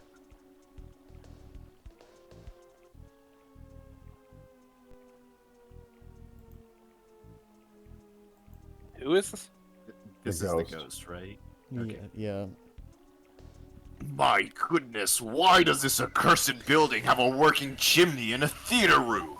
Who does that? Victorians. The ghost contemplated the unusual architectural decisions made by either the Nickleby family or the people who purchased the building from them. If nothing else, they knew the layout of the theater room well and could suss Oh, we're moving on. Yo, I think the ghost vented. and could suss out the trio from any hiding spot whenever they emerged. A stray stone fell out of the chimney, and the ghost threw all caution to the wind and looked inside the stack to see if the three were coming down. Not that it would be much use. The chimney interior was darker than the inside of the ghost's cloak. Ho ho ho! Came a familiar voice, likely the bigger dog. The ghost snickered and backed away. It was only a matter of time. Ho ho ho ho! Scooby cried as he exited the chimney, dressed in full Santa Claus regalia and carrying a large burlap stack. Is that how you say that? Burlap. Yeah. Burlaps. Burlap, I don't know. Burlap stack, yeah, whatever. Shaggy and Scrappy revealed themselves soon after, back in their elf attire. See? Shaggy said. Like, we told you Santa Claus was coming. What'd you bring him, Santy? What'd you bring him? Scrappy asked. Brought you a huge golden star! Shaggy declared. Right in here! Scooby Claus finished, opening the sack for the ghost to see. Really? The Spectre asked, with more enthusiasm than they wanted to admit. As the ghost leaned in to confirm, Scrappy leapt to their back and delivered a swift kick, which knocked the ghost into the sack for Scooby to close. Gotcha! Have a Scooby Christmas! A mangled snarl emerged from the burlap sack. Whatever angry threats the ghost of Christmas never was making, it wasn't anything the three could understand. And a scrappy new year to you too, pal! Scrappy remarked back. Good work, Scoop! I can't believe the ghost actually fell for that! And into that! Shaggy said, laughing at his own joke. And we got the star! Scrappy beamed, waving the ornament. The ghost snarled again and began rummaging their way around the sack with more furor at the very mention of the MacGuffin. Let's tell Daphne and Freddy. The three turned to make their way up the stairs to the attic where their friends were waiting for them. they could regroup and decide what to do with their capture, and hopefully put this nightmare behind them. Noel nightmare behind them. Scooby was so happy that he began humming "Coming Up Christmas Time" as he slumped his bag over his shoulder. Little did he know, a red-orange light was burning through the very bottom of the bag. Scrappy fan 92 says. What happens next? Find out in part 2. And then Scrappy fan 92 also said, "Sorry for the delay on part 2. I got hit by a bus and married." Scrappy fan 92 when we're back again. Remember that I added exclamation points to the lyrics of "Deck the Halls" to denote the higher pitch. Donate to charity. Yeah, donate to charity the higher pitched parts of the song. The Scooby-Doo franchise and pretty much every character featured story are creations of Hanna-Barbera Productions and property of Warner Bros. Discovery. Where are you reading this from? The original episode story was written by Charles M. Howell and Tom Rugger. Daphne says, "Please enjoy the conclusion. This chapter was originally uploaded on Wednesday, December 21st, 2022. Bleh! Okay, I'm done. Okay, straight up. Oh, he read the top of the page, right? Yeah, chapter 2. Yeah. I'm dying. Straight up, where is Velma throughout all of this? I genuinely curious. Yeah, like, what the fuck? I'm supposed to have, like, only lines for, like, another 2 characters. Where the fuck are they? They're in this chapter, man. Just be patient. I know Okay. how you film now, dude. Like, this is a struggle. Take a good, just long sip of some water. Yeah. Like, there's, like, another Reacclimated. 3 people. Where are they? They're here. Patience, Yago. Patience. Like when What do you mean there's 3 chapters? It's 3 in the morning! We're not reading chapter 3, so. yeah, like, God, dude, I did not remember there being this much narration for this story, because, God, I swear I did, like, 80% of the talking in this. Alright. We all good? Are we finishing this now? Are we dragging this on to another part tomorrow? Because, like, Straight up. 3 in the morning! I wouldn't mind doing that again, because I wouldn't mind showing up for another part tomorrow. Because work I can do tomorrow. that. I work tomorrow, that's the thing. Oh, right, that's Do it at true. work. Just do it at work! I want to reconvene at midnight in England's time zone. So that's when I'd be free. God, I mean, I work in the evening anyway, so...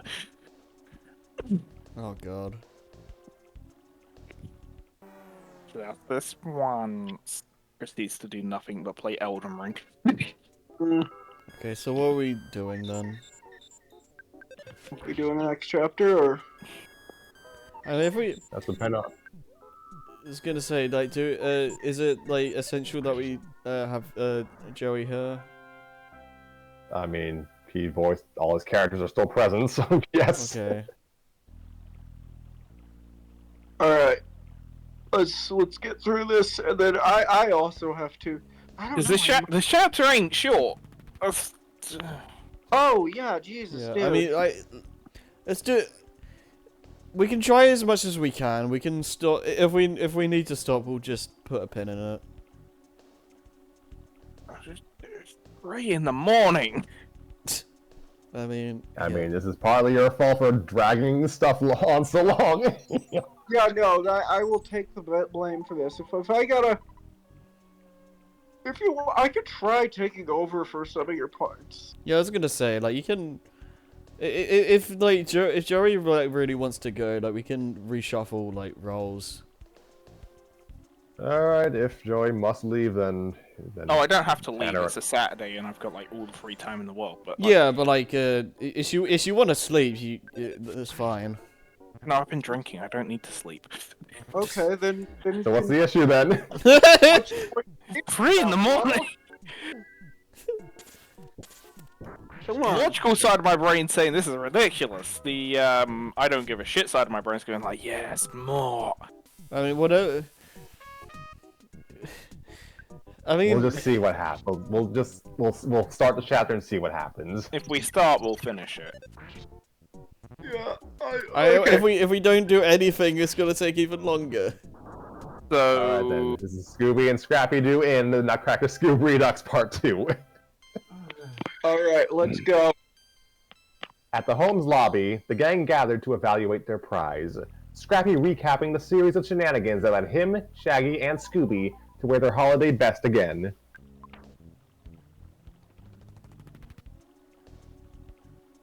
Are you saying this? Raideran. Yeah, but I don't. Raideran and Scrappy. Scrappy, okay. And we bagged the ghosty. Yeah! Scooby added, opening up the sack to reveal their catch to Daphne and Fred. Except, something wasn't right. He looked down into the bag and poked his head through a scorched hole at the bottom of their capture device, meeting nose to nose with Scrappy. Scrappy crossed his arms in frustration. Ah, crud! That Christmas creep's disappeared! Like, ghosts are good at that! Shaggy groaned. His eyes scanned their immediate surroundings for a sign of the creature. Just how dangerous was this ghost if they were capable of burning through one of their traps and escaping without a sound? Daphne placed a hand on her friend to calm his nerves as Fred took a hold of the ornament. But we still have the star. Fred stated as he tried to pry the hinged trinket open. And inside... The hinge split the stars symmetrically, revealing 2 empty pockets. Rats! There's no emerald inside! Scrappy pouted. Shaggy face-palmed and hesitated to ask a question whose answer would inevitably lead to more danger for him. Like, now what do we do? How about clearing out for starters? The crotchety voice took the gang by surprise.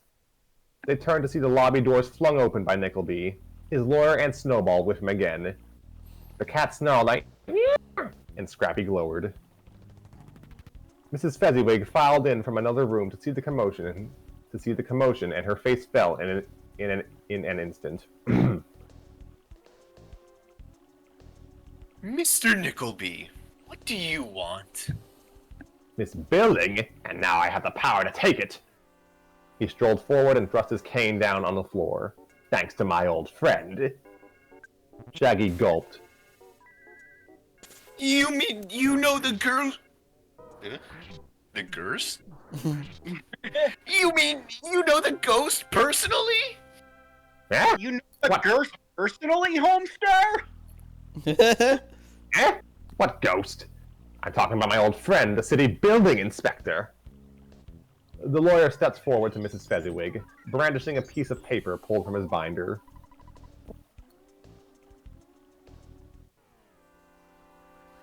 Okay. He has granted our request to have the place condemned post-haste. The lawyer stated. Genuinely impressed that you managed to read post haste. Good job. Fight me. What? Be nice to each other. Never. You're asking a lot. I don't know. Says fight me like he's a lesbonic theater kid that cradles YA novels in the fetal position. Jesus, No, I cradle my bass guitar in the fetal position. that's worse. I also can't play it. That's understandable.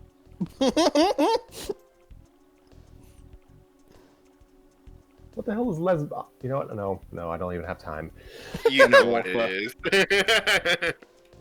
This is why we don't have women on the show, people. Well, yeah, because they're lesbonic. They got other women Oh in Christ, dude. Dude, just can't get enough of that friends to lovers. fight. That what? The genre. Yeah. You're a Oh, yeah. fucking pick writer, Scrappy. You should know this. They can't Oh, get my enough God. of that Cronenbergian armpit between the legs. Alright, please. Alright, what? Yay.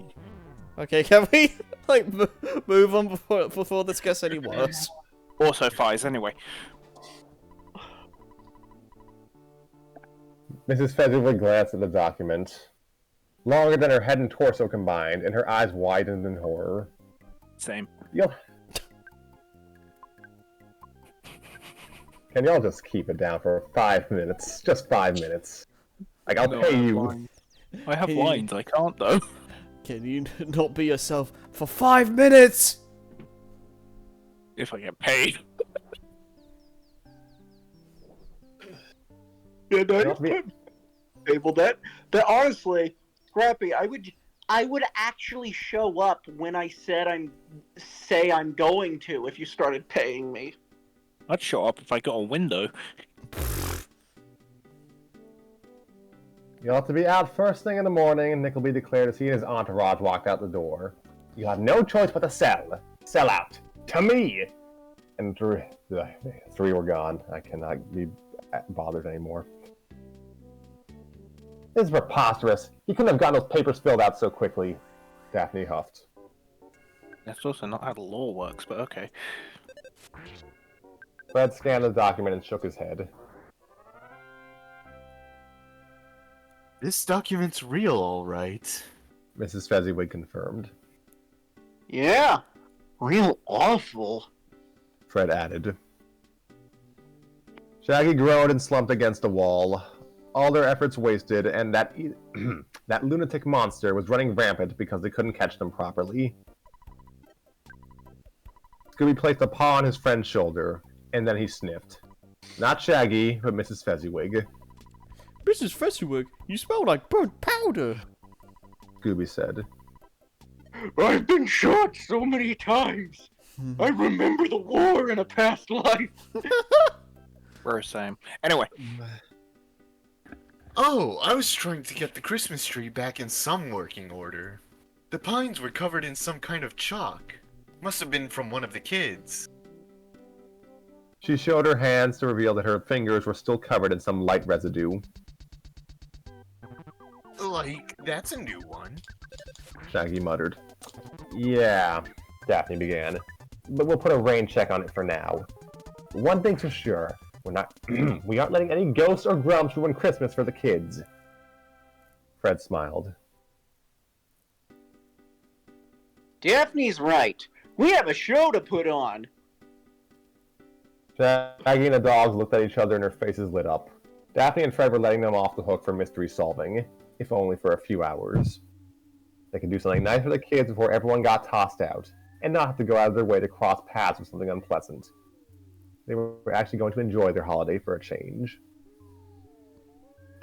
Oh, you see. mm-hmm. Just give me a moment. It would be so easy to gentrify in the Scooby-Doo universe.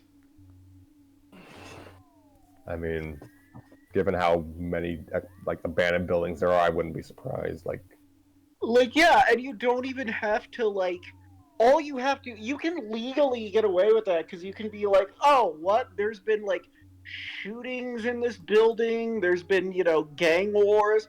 Alright, well, what if we just got some guy to show up, dressed as a swamp monster, and then boom, you're good. You can technically say he was acting on his own. As long as you hide the fact that you hired him. Okay, but in the same breath, right, you could just get your friend to dress up in a swamp monster costume and go into the open house and be like, oh no, the house is haunted. I want 80% off on the asking price.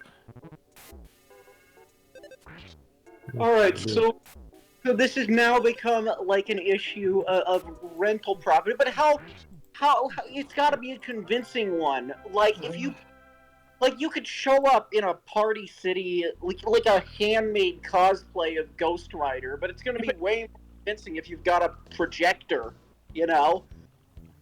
We'll put a rain check on that. But isn't that literally just Scooby-Doo, though? Like, some guy Yes, comes the up in a evening goddamn sky was peaceful costume, and blue. then, like, the rent price The goes evening down. sky was a peaceful blue hue as more snow fell. A long line of people stretched all the way outside as the town's locals gathered for the children's Christmas pageant. I'm not with this. We're coming back to this. You'll forget Later. it by the end of the session. Inside, the patrons were handing their tickets to Nanette, handling the job so Mrs. Fezziwig would have more time to re-prepare the props. Ah.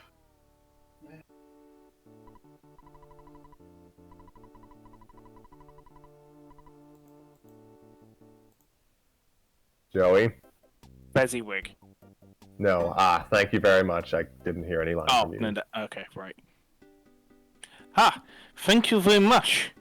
Nanette said as she took another ticket from a woman in a lavish fur coat. Alright, stick to that, because that was a good French accent. The woman looked at her contemporary standing beside her, wearing a maid's outfit and still holding a duster.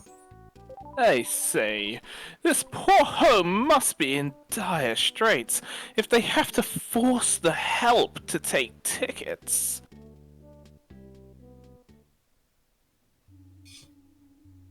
Oh god, it's still me. Oh no, madam. I am not this building's maid.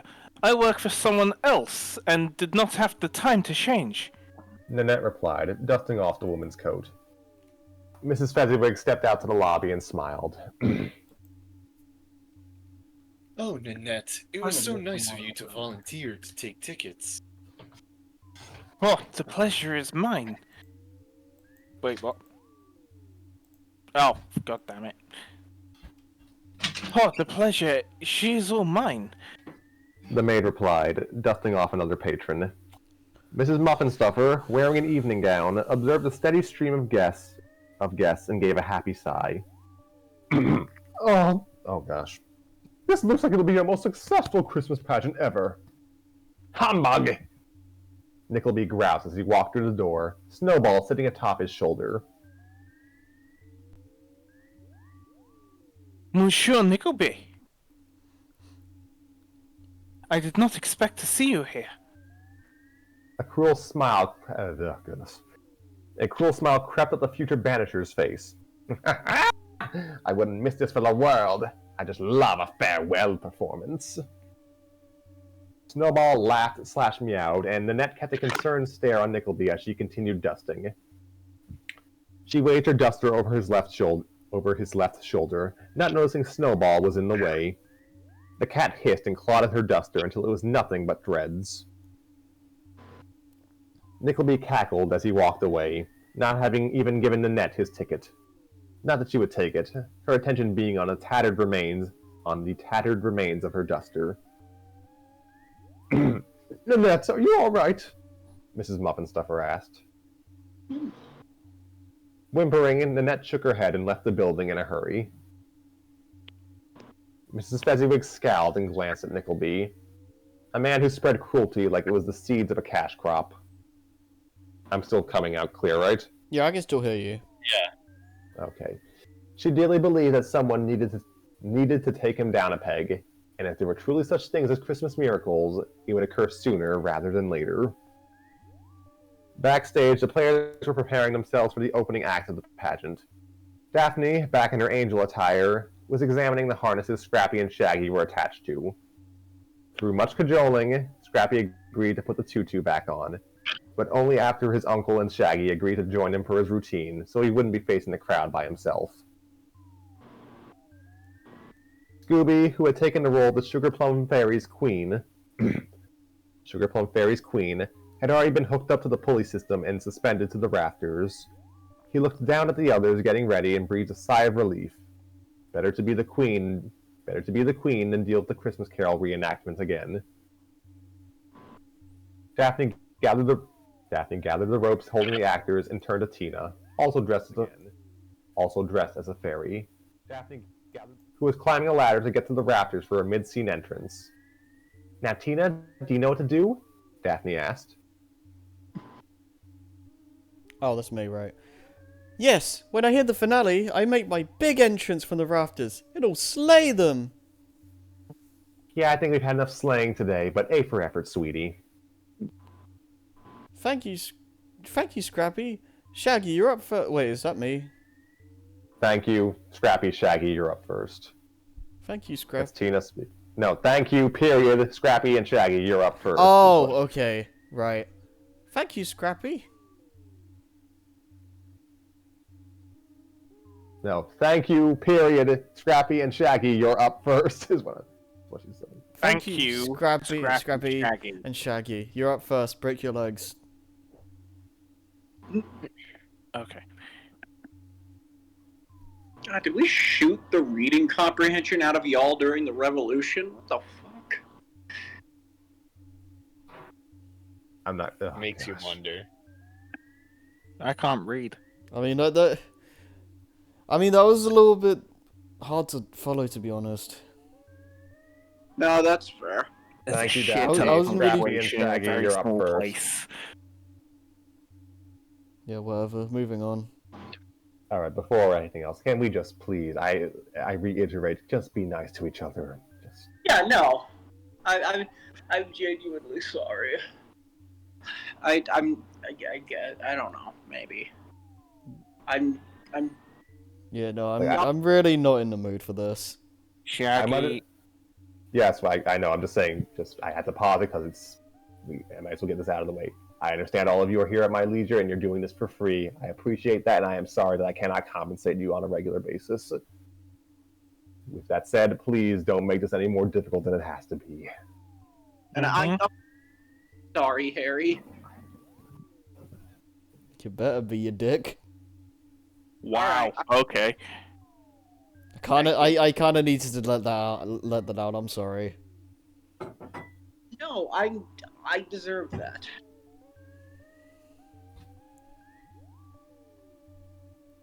Deal with way worse with my roommate. And to be fair, we invite that bullshit so that we don't start on each other properly.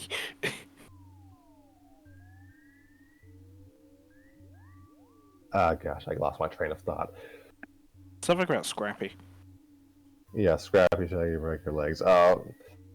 And no more comments about lesbians, please. Just beg of you. Shaggy raised a hand to correct Tina, but not against it. Close enough. That's Shaggy. Oh, okay. Yeah. Close enough. Daphne smirked and turned her attention back to dealing with the last two fairies. Ready, guys?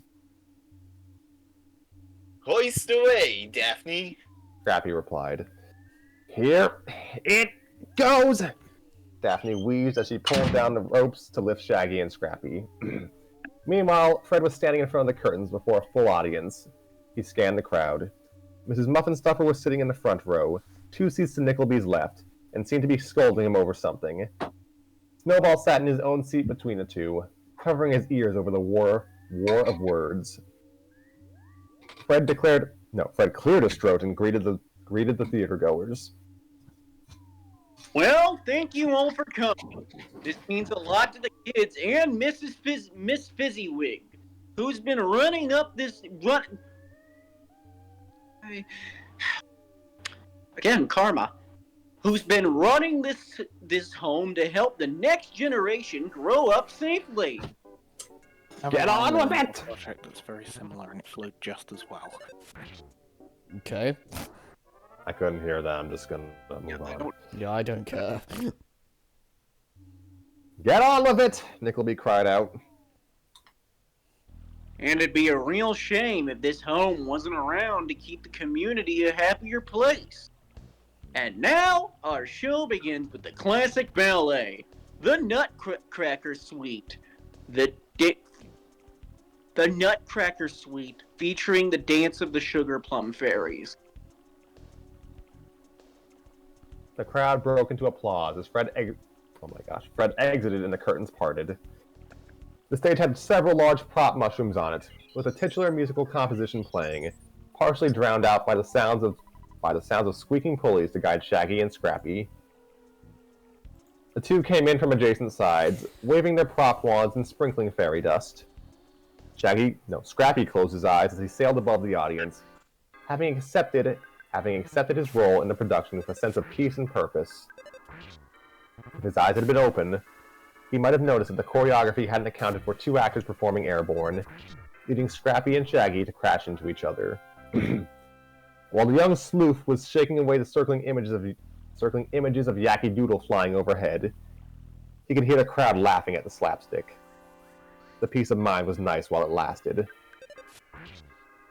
Shaggy and Scrappy exchanged silent apologies to each other and put on brave faces for the audience as they moved to opposite sides of the stage. The gap they left open would be filled by a descending crescent moon prop, sat upon by the blonde wig-wearing sugar plum fairy queen Scooby-Doo. He blew kisses to the crowd when he wasn't laughing to himself, and prepared his prop wand for the next phase of the act. The moon lowered to a player dressed in a frog costume, having recently hopped into the audience's line of sight. Scooby waved some magic dust over the frog, and in a puff of smoke appeared Fred, dressed as the titular Nutcracker. He gave an appropriately robotic salute, and the crowd began clapping. "Oh, isn't that wonderful?" Mrs. Muffinstuffer observed. "It's the Nutcracker!" Oh gosh. "It's the Nutcracker, the star of the show!" Nickleby sat pensively, staring at the performance ahead. He found the movement sloppy, the timing off, the inevitable third thing wrong. He was prepared to express audible disapproval towards the action of the star on stage. His head raised at the end. His head raised at the endpoint his thought process had taken him to. Of course, the Will said the emerald is found in the patent star. That's the Nutcracker! What did you say? Mrs. Muffinstuffer inquired. Nothing. Nickleby blurted. He was reluctant to deal with another earful from one of his subordinates. Excuse me, I need to go powder my rutabagas. He hurried toward the stage, away from his confused cook before she had time to process the nonsense he dispensed. Snowball took notice of his master leaving and leapt out of his seat to follow. Fred was continuing his routine on stage, performing a solo march. Scooby posed on the crescent moon, waving his wand as Shaggy and Scrappy circled him via a series of well-timed actions by Daphne. He looked down to see Nickleby and Snowball had left their seats. He looked down to see Nickleby and Snowball had left their seats and frowned. Daphne held a bundle of the pulley ropes and swung them like a lasso to facilitate the actors' movements in the air. Weeks of practice on stage and years of practice operating similar ropes for Fred's traps had proven fruitful for the red-headed angel. It would also prove to be an effective means of sabotage from an outside observer. Nickleby, waiting backstage, needed only a few moments to gauge the number of ropes Daphne was holding, where each led to, and how much effort would be required to begin the process anew.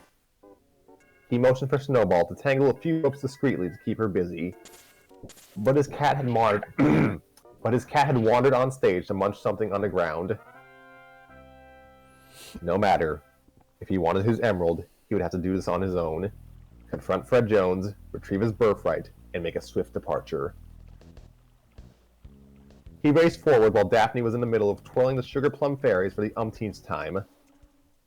In his haste, his coat had snagged one of Daphne's angel wings.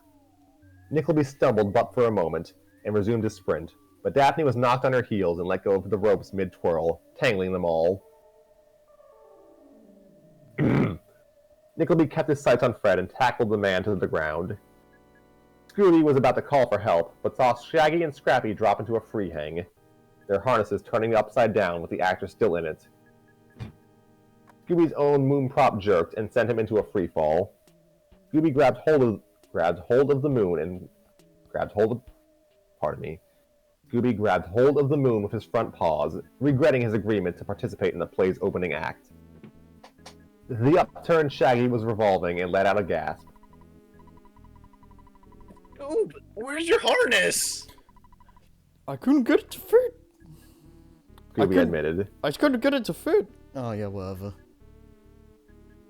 Scooby admitted. By some stroke of luck, there had been harnesses on hand for a dog of his size, but he had simply failed to fasten any. The kids had been no help. They had mistaken his status update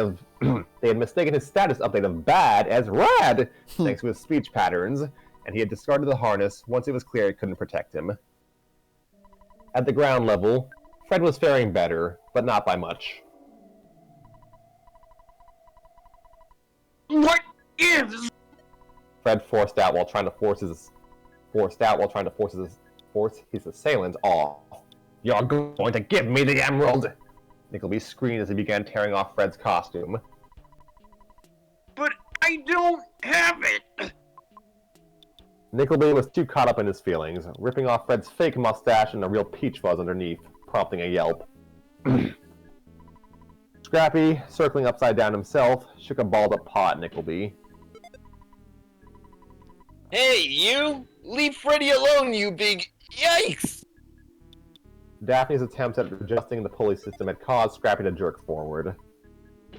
He then crashed into Shaggy again, bending his wings, and the two crashed into the moon prop. The prop itself began swinging at a far faster rate, spurred on by the added weight. Shaggy and Scrappy grabbed onto Scooby, and all three saw that they were approaching the ground at breakneck speed, at a most untenable angle. The trio kicked up their feet to avoid Oh gosh. 3, 2, 1. The trio kicked up their feet to avoid a drag effect, and wound up knocking down all of the mushroom stands on the left side of the stage. Shaggy opened his eyes just long enough to see Snowball still on the stage, eating crumbs. The cookies that Shaggy had procured earlier in the day, before any of this ghost or Nickleby nonsense had been known, must have fallen out of his costume's pockets when he and Scrappy collided the first time. Truthfully, that was his greatest loss. The three's initial large swing begat another, as they pendulated to the stage's right and knocked over the remaining props. Daphne! Help! Shaggy screamed. There was little she could do. Seeing what hastier actions had done to Scrappy, Daphne and Mrs. Fezziwig were attempting to untangle the pulley system without knocking Tina down from the rafters, or worse, breaking the whole mechanism. The comedy of unforced errors continued at Nickleby's level, the evictor having torn off Fred's uniform completely, leaving him in only his red long johns and soldier's hat. For the last time, I don't have the emerald! Nickleby ignored him and took off Fred's hat to look inside of it. It was as empty as the star the gang had found earlier. Drat! Nickleby scowled and tossed the hat away, where it landed on a pile of felled mushroom stands. Snowball heard the noise and approached the hat to investigate it. Of course, he'd also been hearing the continuing noise of the three loons screaming above him, but that was so frequent it became almost mundane. Scooby, Shaggy, and Scrappy swung over again, and the three looked up, to the best of their collective ability, to see that the ropes holding them aloft were beginning to fray from the excess strain. Shaggy and Scooby grabbed hold of the moon itself, not that it would protect them if all the ropes broke. Another sudden jerk, and Scooby was flung off the whole thing. His destined rendezvous being more protracted from his perspective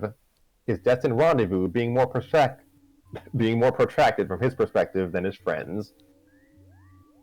Okay. As he plummeted, he closed his eyes and tried to think of all the memorable events of his life. The encounters with the clown and bird-themed crime bosses whose names he'd forgotten. I gotta see it. The dog napper who held him hostage. The time he and Shaggy got turned into babies. The time he and Shaggy pretty much did anything that didn't involve food. A jilted butler scheming to... Oh my gosh. A jilted butler scheming to off him on his own birthday. And every undomesticated animal that tried to maul him or steal his food. Holy smokes, my life is awful! Mood. That's a mood. There's something so funny about, like he doesn't make, like, a corny pun or anything. Just like, Jesus Christ, where did it all go wrong? Yeah. You had that exact reaction last year too, Herring. Wait, this is the exact same way I said that? Give or take, like, it's a mood, is what you said. Oh, really? Oh, great. Same. Perhaps he'd reincarnate into a more peaceful life, but get to keep his friends around. Or perhaps he'd land safely on the pile of fungus steam props. Scooby's sudden drop caused no serious harm to him, but it had catapulted Snowball into a crisis of his own. The screeching cat was lifted high enough to come within clawing distance of the rafters, and he effectively swam his way through the air to clasp onto them upside down with his claws. Nickleby paused his attack on Fred and looked up to see his one friend in peril. Yeah, I'm done. Snowball! Yep, that soot messed up my lungs. There was all your willpower draining your body. I could hear it. Snowball! Yep. The cat wailed out something that could be construed as before tightening his grip. For a moment, an emotion that could not be described as avarice, annoyance, or schadenfreude was felt by the aristocrat. For a rare moment in Winslow Nickleby's miserable existence, he felt concern. Somebody save my poor little kitty! Tina glanced at the support beam Snowball was under and tiptoed her way across it. She bent down to find the cat shivering. His hair standing up from a combination of fear and gravity.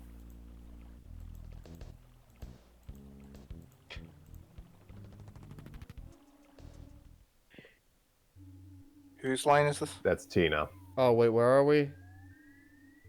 His hair standing up from a combination of fear and gravity. This fix gotta be cursed, goddamn. Here, kitty, we're gonna get you back to the ground. So cursed we had to do it twice, and I already think we should do it a third time. No, I don't want to do this again. If we do it a third time, it's only gonna be worse. Snowball released one paw from the rafter and let Tina grab it. She soon took hold of the cat, a creature smaller than she, but not by much. Daphne was rearranging the ropes and had regained control of the pulley system. Hang on, Tina, we're getting you all down now! Tina was gradually lowered far enough to the point where she was just above Nickleby's eye line. Here's your kitty, safe and sound. Tina giggled, her rescuee opting to show his gratitude by licking her face. Nickleby exhaled and took hold of his pet. Snowball thanks you, child. And so do I. Daphne made the effort to get Shaggy and Scrappy right side up and safely lowered as well, and the two took their place beside Scooby. Okay, hold on. Scooby glanced at his fellow players and noted what a strange bunch they were. 2 dogs and their human in tutus, the star of the act in nothing but glorified pajamas, an unwanted aristocrat, a cat the size of a Christmas turkey, and a little girl blissfully unaware of the surrealness of her situation. But none of that mattered. They got everyone down safely, and just in time for the music to end. The audience broke out into applause. Whether they perceived the show's diversions as a fortunately averted catastrophe, deep-throated thesaurus, I told you, as a fortunately averted catastrophe, or the theater staff taking creative license on a holiday classic was unknown, but all present on stage were cognizant enough to accept the praise of a graceful bow and a closing of the curtains. As the ovation raged on, Scooby and Scrappy poked their heads out to address the applauding, boisterous crowd. We'll be right back. Scrappy called out. Yo, deep-throating thesaurus, that sounds kinda hot. What? They were backstage that is, to deliver some choice words to the human Grinch standing before them. You ruined the ballet and nearly got my friends hurt. Fred chastised, wagging a finger while still standing in nothing but red undersuit and socks. I had to find... Goodness gracious. But I had to find a confounded emerald! Nickleby countered. All of this mess for one lousy emerald? Daphne interrogated. Was it worth dumping a bunch of kids and Mrs. Fezziwig out in the streets? Hi, I'm Daphne Blake. I've lost my frickin' voice. Crazy. Or getting my friends scared out of their wits on Christmas because you made me lose hold of their ropes? If Tina hadn't been where she was, she would have likely been dangling with them. And that would mean no one to save your cat. Nickleby cringed. She was right. He would never say it aloud, but she was right. And he might have lost the one creature on this planet that actually cared for him. I just wanted to reclaim my family's property. I thought it was hidden in the Nutcracker, the star of the show and all. Daphne sighed. This was as much of an apology as they were likely to get. At least within this time frame before the actors had to go back to the crowd. While he stormed the stage, he didn't do anything provably illegal. Fred's considerations of pressing charges for his attack notwithstanding. Though Daphne surmised that her family's lawyers going through the condemnation notice would obtain evidence of foul play. She noticed Mrs. Fezziwig gave a look to Nickleby that did not quite convey disrespect. Yeah, that was terrible. She noticed Mrs. Fezziwig gave a look to Nickleby that did not quite convey disrespect, but almost a complete lack of respect, or any real passion. She would not be surprised if the proprietor was beyond caring about the man's excuses for his hunt. The older woman turned to Daphne, and with a wordless nod, gave all the... Was someone talking? No. I heard No. it. I hear it's static. The older woman turned to Daphne, and with a wordless nod, gave all the blessing the Scooby-Doo detective agency would need to deal with the problem. The emerald legally did not belong to Nickleby anymore due to the contract. Mrs. Fezziwig could determine its fate if it actually was where Daphne believed it to be. Maybe your emerald is hidden in the nutcracker. The real antique nutcracker we put on a tree. Holy crap. Oh. The real antique nutcracker we put on a tree. Scooby, I'm done. Take my lines. And as if on cue, the Ghost of Christmas Never leapt from the curtains backstage, having heard all the knowledge they needed. The ghost ran past Daphne, Fred, Mrs. Fezziwig, Nickleby, and Snowball, blasting past Shaggy and the dogs and through the proscenium curtains to race past the crowd. The crowd, for its part, began clapping at this sudden appearance, assuming the Christmas Carol portion of the pageant was taking on an audience participation gimmick. The ghost reached a tree and snatched a nutcracker ornament off it. At last, it's mine! And they raced out the door. The gang and Tina arrived on stage just as the ghost raced out the door. Stop that ghost! Scrappy yelled dramatically. Yo, Was the guys, crowd it's laugh? gotten too late for me. I've got to go before I fall asleep. Alright Okay. then, I bid you a good night, Joey. Take care. Alright, good night. Alright, see ya. Take it over. Yeah, alright, I guess you can handle the net, I'll handle his other incidentals in Velma, I guess. Or Alright, let's see how well I can do a French accent. Scrappy yelled dramatically, to which the crowd laughed and began applauding again. The ghost descended the steps of the children's home to reach their getaway, a horse-driven sledge. They took the reins and oh my gosh. They took the reins and set off into the night. He's getting away with the rock cracker! Scooby hollered. The what cracker? Daphne asked. The rock cracker! Oh, that! Yeah, we're going after the ghost. Freddy, get the lead out! Not until I'm dressed! Fred yelled from further back, hopping as he was dressing himself in a spare you soldier's uniform with the help of Tina. I am not going out in long johns. Okay, he'll catch up. Let's move out, guys. Daphne scanned the area for whatever means of transport they could take. Her eyes fell on a set of 5 pairs of skis left unattended. She hooked herself up and grabbed a set of ski sticks to take off. Goodness. Follow that snow angel! Fred declared, dressed in a new uniform. Daphne made her way downhill to pursue the ghost, soon flanked by Scooby, Shaggy, Fred, and Scrappy, as if they were some disorderly performance troupe. Now this is getting exciting. Scrappy proclaimed as they slid. Tina ran out of the building just in time to see the... oh my gosh. Tina ran out of the building just in time to see the 5 ski off into the distance. Scrappy, wait! You forgot your bunny costume!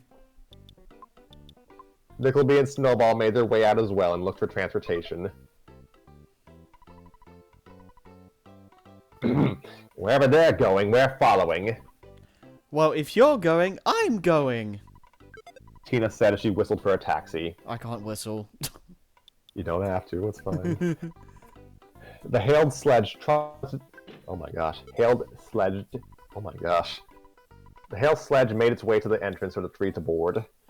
Nickleby turned to the coachman and pointed forward. Follow those Can't yell anymore, Grandmother's asleep. Follow those skiers and mind the ramp. It's a backbreaker. The coachman rolled his... You repeat Pardon? that a little. Yeah, okay. Follow the skiers and mind the ramp. It's a backbreaker. Could you, like, yell it? Tanner, please. He just said he can't yell it. He knows. He knows. Yeah, he's just trolling. He's doing a little bit Yeah. of trolling. And I'm saying it for comedic effect. I'm a real epic troll. I'm a real, I'm a real troll face. You're I'm a real boy. You're a real Dickensian, I'll say that. Hey, nice. Thank you. The coachman rolled his eyes and gave the command to his horse to start pulling.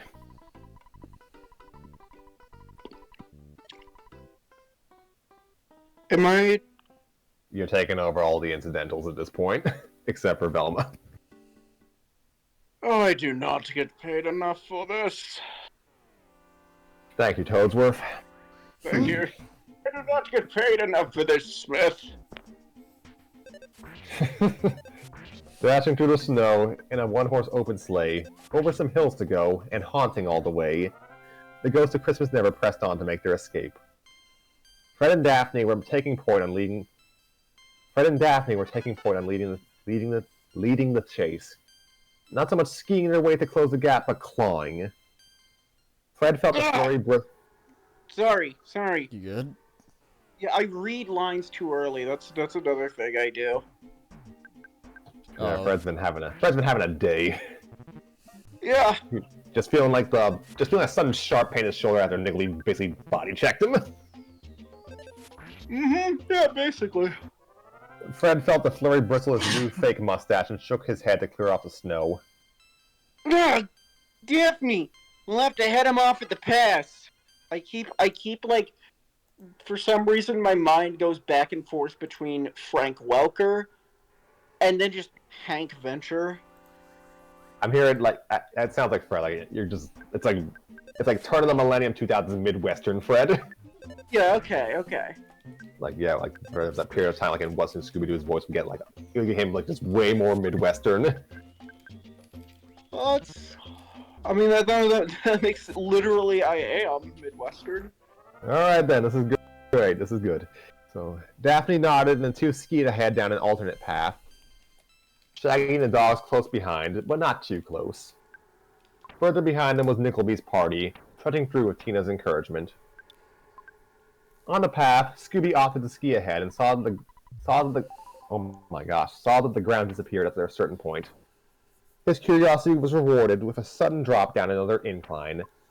Said incline had a more segmented but uniform texture compared to the rest of the area they'd been traversing. Give me a moment. Just rubbing my eyes. They had found a dreaded ramp, and they were about to jump.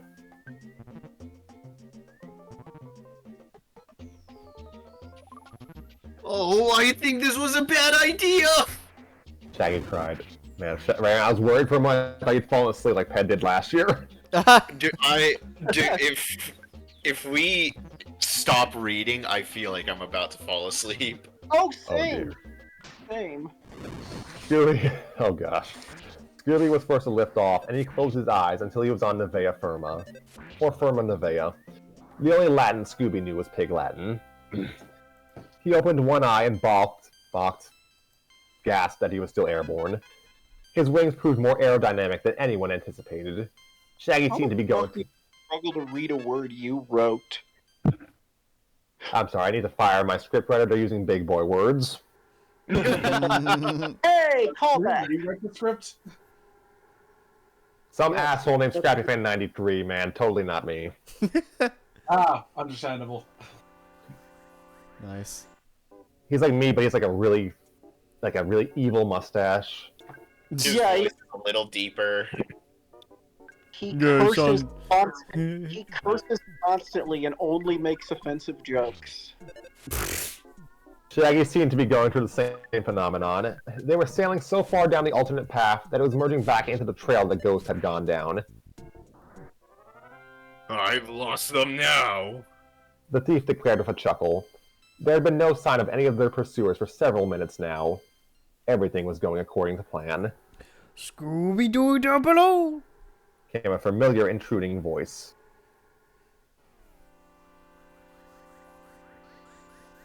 Sorry, I lost my place. I had to check the Twitch stream. Nah, you're cool. I just gotta say, your Scooby voice, Harry sounds like a zanned out Muppet, like a low energy Muppet. Like, Ralph. Kind of like Ralph. Yeah. Oh my god, I got that reference. Damn. Oh my god, dude. We love you, Harry.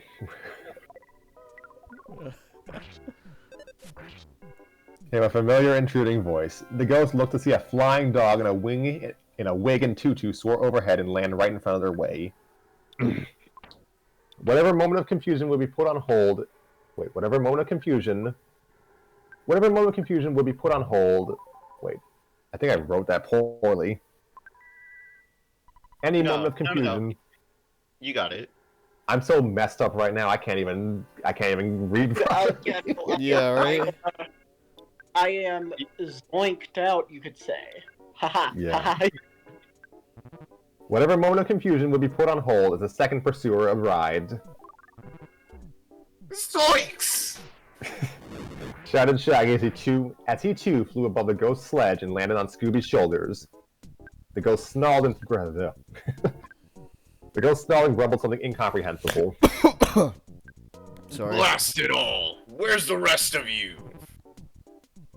The cavalry was behind the Spectre. Daphne, Fred, and Scrappy was behind the Spectre, Daphne and the rest having landed safely after their jump. They heard the sound of a neighing horse and turned back to see Nickleby's sledge had gone down the incline. The poor steed jumped into the shotgun seat to avoid capsizing the whole coach. Oh my gosh, to avoid capsizing the whole coach and to keep themselves from getting yanked upon lift-off. It was as surreal as it was impressive. The ghost glared and looked to their sides. Daphne's group had... Apparently his name. I like that both of those are capitalized. That's his name, T Ghost. Yeah. The ghost glared and looked to their sides. Daphne's group had caught up and were flanking the sledge. Whoever was following them in the other sledge would close the distance soon. And two sugar plum fairies were blocking the path. Daphne skied closer and stretched out a hand. Give us a nutcracker, you nut! Oy. Out of my way! The ghost responded. You'll be crushed if you don't. Scooby was trying to keep a decent pace to avoid getting trampled by the ghost, or any of his own friends in case things got messy. Don't look now, Scoob, but there's a stampeding horse at 6 o'clock! Shaggy observed. Scooby could barely utter a right before the horse... Thank you. Before the horse charged ahead and bucked both of them. The two grabbed the horse and wound up mounting the creature. And with the closest thing to a momentary reprieve, Scooby was able to get a look at the ghost's choice of transport animal. Goodness. They were the same horse Scooby had used to travel to Nickleby's. Scooby! Came Daphne's voice. You gotta find a way to stop! I'm done. He could only throw up his front paws in a frustrated manner at the ludicrousness of the day he'd gone through. How do I stop a horse? Horsey, would you stop for a Scooby snack? The equine's beady eyes bulged, and they immediately dug their hooves into the snow at the suggestion, sending all passengers flying into the air from the inertia. Daphne, Fred, and Scrappy broke as they approached flatter ground, sliding by a panting horse. The sledge had been upturned, but there was no sign of the ghost. They found Shaggy splayed out in the snow, laughing. Hey, I think I broke my legs after all. Funny how things work out, right, Scoob? Scoob? Scooby-Doo? There was no answer. The horse-drawn sledge occupied by Nickleby came to a stop, and the coachman gasped. My goodness, they went right into the lake! Excuse me. The sudden flight had sent Scooby and the ghost onto a frozen bed of water, both of them standing as still as could be to avoid hiccups, shattering the ice. Yeah, to avoid hiccups. And the ghost jerked her head to the ghost turned her head to all sides to catch a glimpse of the Nutcracker's whereabouts, and her shadowed face detected the ornament further out, closer to the center. Scoochie tried to Scoob his way back. Gucci!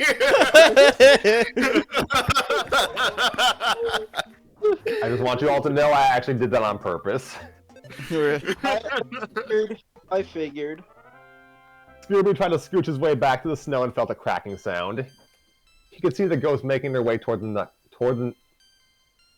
thing and disrupting the brittle ground below them. Hey, come back! The ice will break! He called, but the ghost did not care. I have it! I have it! I have it! The creature called, their voice sounding less monstrous and more elated. Scooby winced. He was a short leap away from making it to the snow, but he reoriented himself to break out into a run for the ghost. Though the ice's lack of friction did not help. My beautiful emerald. The ghost cooed, holding the Nutcracker like it was a newborn. With you, I'll get exactly what I deserve. The ice broke beneath the figure without mercy. They plunged into the waters, and would have been wholly submerged before Scooby made a diving slide and grabbed their cloak with his teeth. The ghost was hoisted out of the haphazard fishing hole, their legs numbed, but their arms still clasping the Nutcracker as if it were a holy artifact. Scooby slid the culprit across the ice like a hockey puck, and redid the shuffling motions to get himself to safety, now even further out from his friends than when he had to do it the first time. Look, he whacked a man like he was a hockey puck. He carried a horse. Low key, Scooby is jacked. Scooby is powerful. Oh yeah, he did carry the horse. After what felt like an eternity of mobile scooping and belabored whimpering, Scoochie had reached the snowy ground. Nothing? Okay. The ghost was standing in its... I heard it. I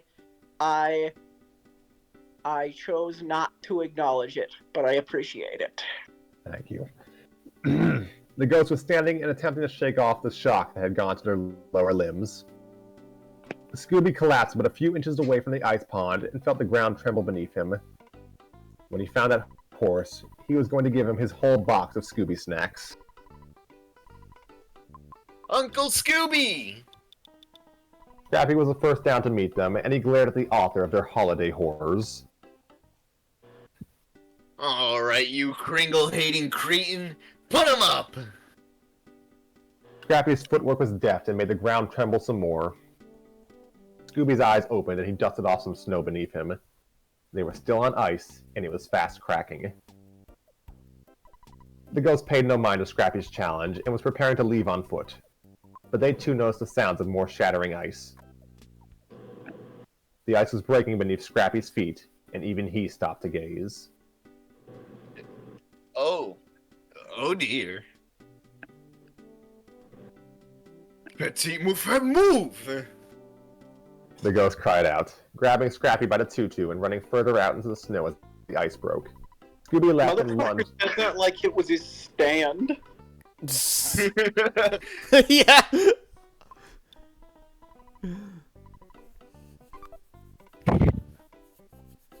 Oh gosh.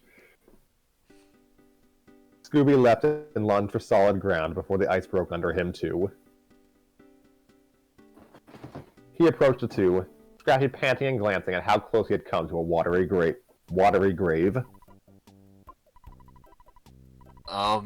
Thank you? The puppy muttered, unsure of how to parse the series of events that had transpired. Scooby was also at a loss for words. The lack of energy played a part, but he rarely saw monsters help them. Not when they could evade capture to carry out more dark deeds. Daphne and the others ran toward their friends, Shaggy having to be carried by Nickleby and the coachman. "Hold it right there!" Daphne commanded the ghost. The figure sighed and stayed idle. There was no use running at this point. With the ghost held in custody, the gang had a moment to decompress. Good going, guys. Fred complimented. Rough going, you mean? Shaggy whined, trying to gauge the extent of his leg injuries. Daphne, having confiscated the nutcracker from the ghost, observed the ornament for a hidden compartment but had no such luck. Run me! Scooby said, taking the nutcracker and splitting its legs apart. Swallow you, Scooby. Oh gosh. A single green gemstone fell to the ground. Look, it's the emerald. This is the emerald, right?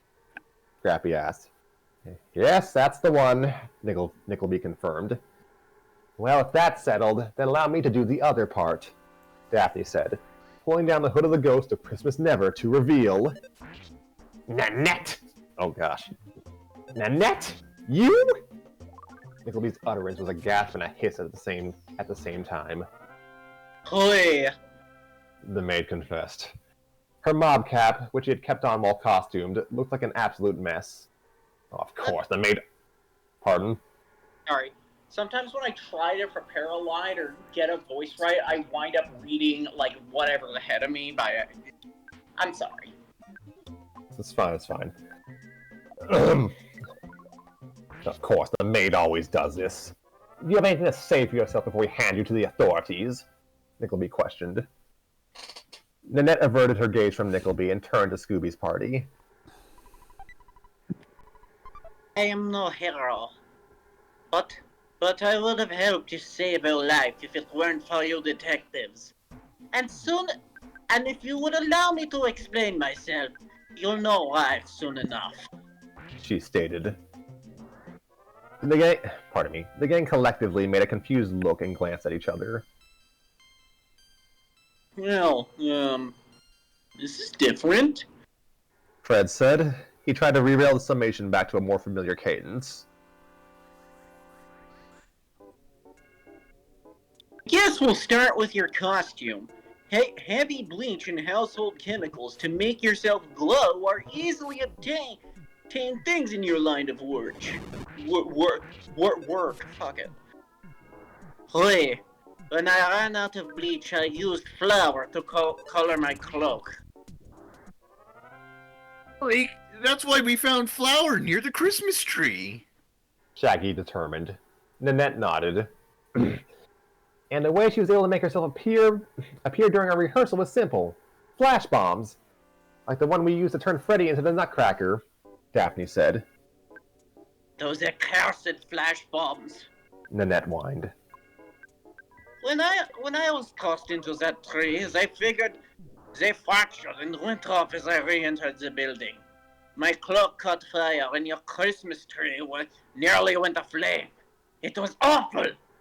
I had to knock it down, and I took some of your stage drapes to patch the holes in my costume.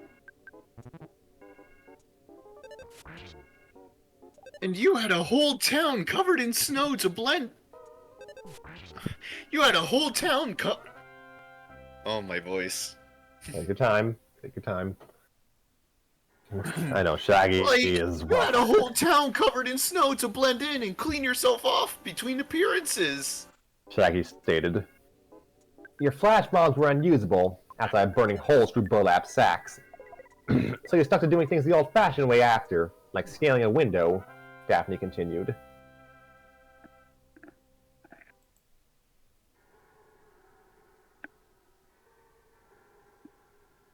Harry. Oh, oops! I was trying to find where we were. Sorry. Or showing up to help us when you just wanted to scare us. Oh my god, my voice. Tina chimed in, her face looking sullen. Nanette gave no audible response, only lowering her head in shame. Nanette had studied the layout of the children's home just enough to know where certain things were, like the Christmas star.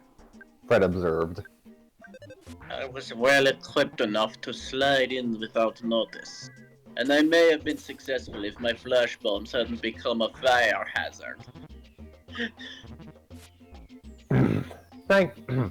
Thankfully, the damage was limited to a tree and some ornaments, commented Daphne. Well, no. I deliberately tossed those on the ground in my haste to find the emerald. Now, did anyone happen to kill a red spy on the way here? Oh gosh. Groovy. Speaking of the emerald, why did you go to such lengths for it? The maid let out goodness. The maid let out a sigh and began the other half of her confession. I learned of the emerald while that man She hissed, motioning to Nickleby. was conversing with his lawyer. It was legally not his to take, and as far as I knew, no one in the children's home was even aware it existed. A victimless crime committed against my greatest victimizer. Come again? Fred asked. I am the only child in a family old enough to work. My poor sister Fantine had been ill since September, and we cannot afford the medical bills.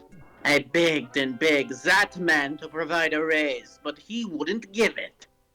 He goes looking for emeralds while his workers can't even make ends meet. I can't even keep the accent. All eyes turned to that man. Oh, what did you expect from me? I just tried to evict children, for corn's sake!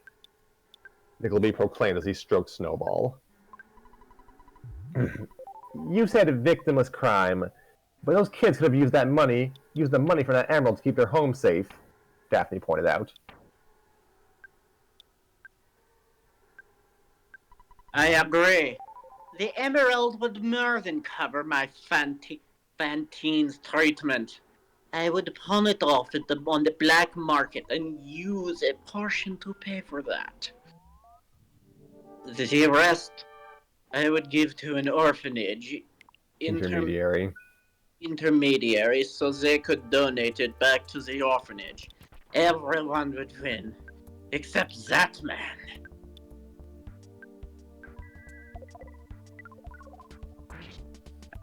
Uncle Scooby, who's the bad guy today? Scrappy asked. Daphne interjected. Legally, it's Nanette, but I definitely understand her motives more. She did help Scrappy when he nearly fell in the water. Shaggy mused. Nanette's face lit up.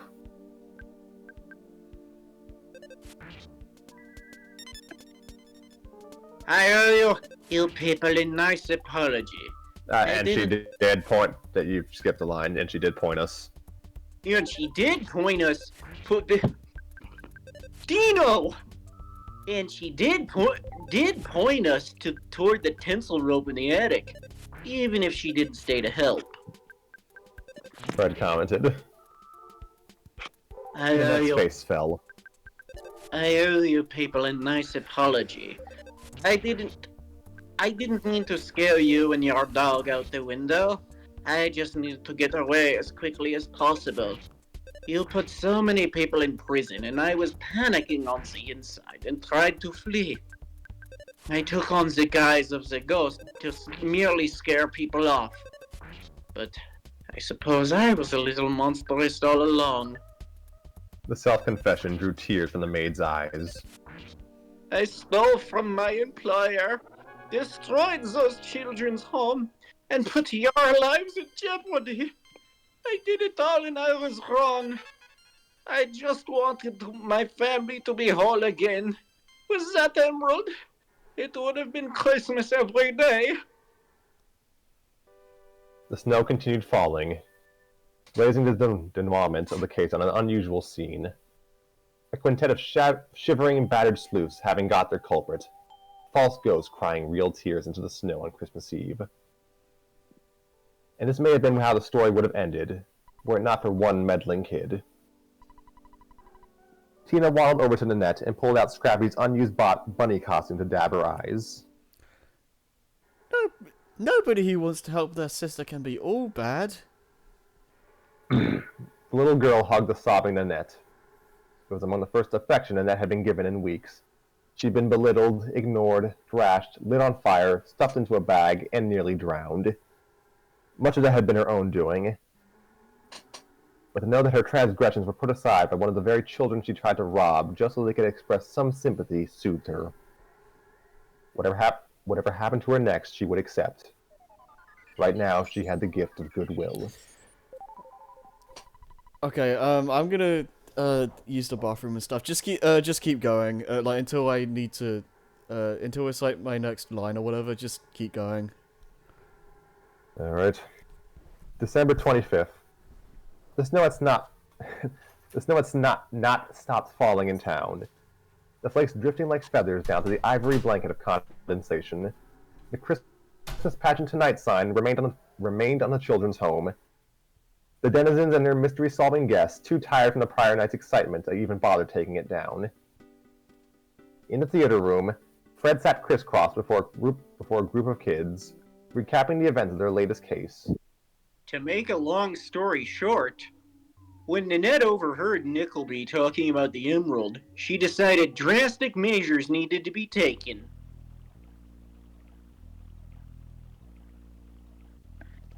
And when this rigmarole concluded, I decided other drastic measures needed to be taken.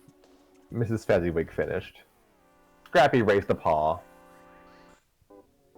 But what about the lapel pin? Daphne brandished the clue. We were holding it upside down. We thought the initials were WN for Winslow Nickleby, but they were really NM for Nanette Musette. My goodness, I've been looking all over for that. Nanette's voice cried out as she ran into the room and observed the lapel pin. Dirty, messy, messy, messy. What the hell was that? Just so she cleaned off the pin with her new duster, kicking up soot into Daphne's face. Oh, thank you for finding it, Daphne. I don't know what that was. What? I don't know what that story was. You're welcome. Nanette turned to Mrs. Fezziwig. And thank you all for giving me a second chance.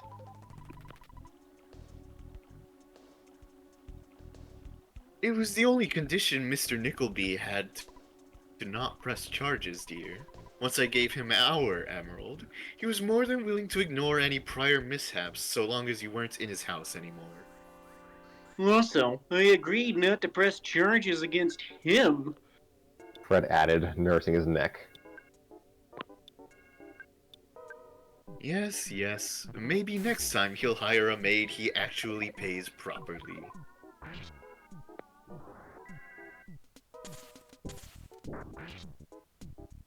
Well, I'm glad that he got everything he wanted.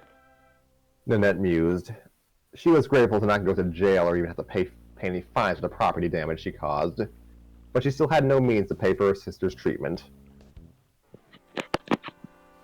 And what happened then? Well, in Coolsville they say that Nanette's problems shrunk 3 sizes that day. Ho ho ho ho! Merry Christmas, everyone! Nickleby stormed into the building, carrying a stack of wrapped gifts, Snowball sitting atop the pile.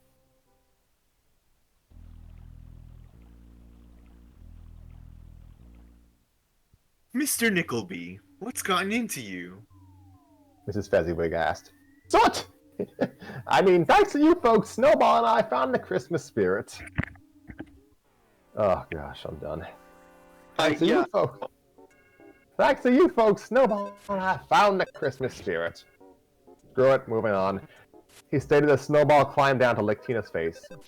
We have gifts for everyone! Nickleby observed Nanette hanging back from the crowd of cheering children and approached. That includes you, Miss Musette. I beg your pardon? I've taken to calling your parents and inform them that young Fantine's medical treatment will be paid in full, starting tomorrow. A gasp emerged from Nanette and everyone else in the room. The maid began crying again.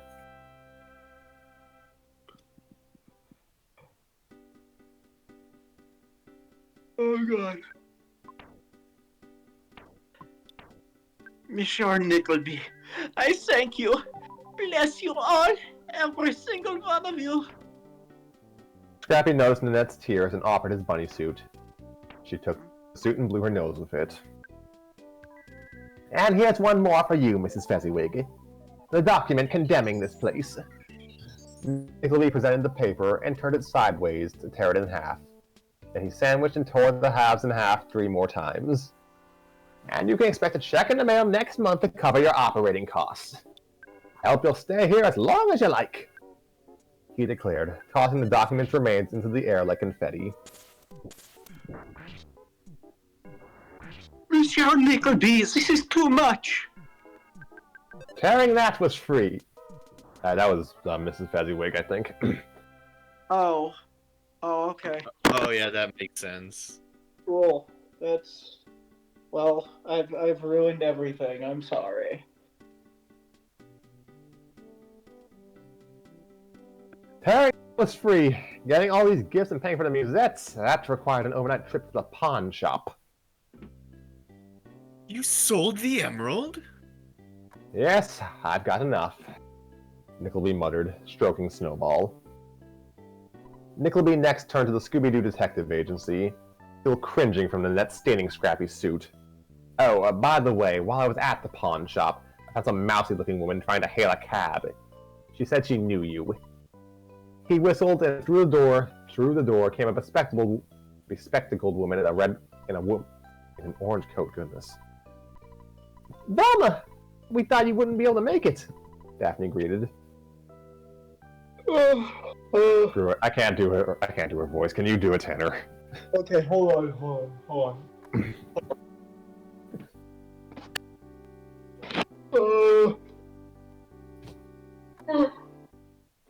My body needs to do this. Yawns keep you awake.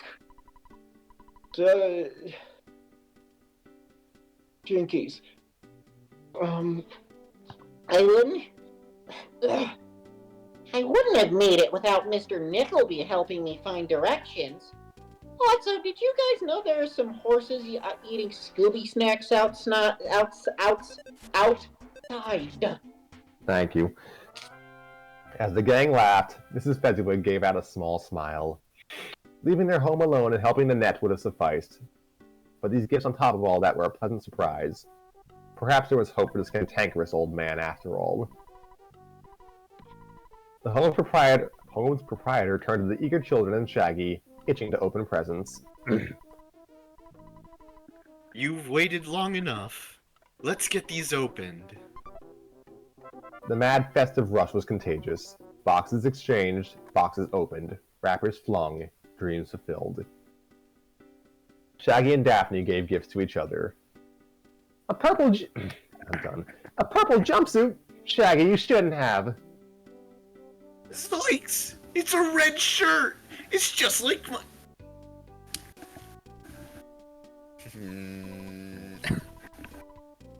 It's like my green shirts, but red! Neato! A Wizards and Warlocks expansion pack! The Pilfering of Princess Carolina! Thanks, Freddy! Scrappy said. Fred opened his gift and gasped. Yeah, good cleaners! You were listening! Alright, where are we? Ascot cleaners, you were listening? Why are you laughing at this so much? Why are you laughing at this so much, Scrappy? He wanted This ascot is- cleaners. Yeah, don't Just fucking passions and hyperfixations. no, it's just Fred's just delivery is funny. Thank you, thank you. One of the kids passed the box to Velma. I presume it's the little boy from before. I don't know. Miss Dinkley, I am a little boy. This one's from Scooby, but I don't know where he is. Velma took the box and opened it, smiling at the contents. It was a new microscope, plus an insurance card for lost pairs of glasses, and I will handle singing alone. Okay. Oh no! Oh, why? Why, Scrappy? I wanted to do that so badly. Deck the halls with boughs of holly, fa la la la la la la loo. We dodged the most horrendous folly, fa la la la la la la loo. Shaggy and Daft gift apparel, fa la la la la la la loo. Time for Murph, we've conquered peril, fa la la la la la la loo. Nickleby's not bad as he seemed, fa la la la la la la loo. Nanette's so happy that she just screamed, fa la la la la la la loo. Velma's here, the gang's together, fa la la la la la la la loo. Horses snack in snowy weather, fa la la la la la la loo. I like. Pardon? No, done. I'm sorry. I thought you were done. Get Muffin Stuffer and the lawyer, fa la la la la la la loo. Invite them in, they're in the foyer, fa la la la la la la la loo.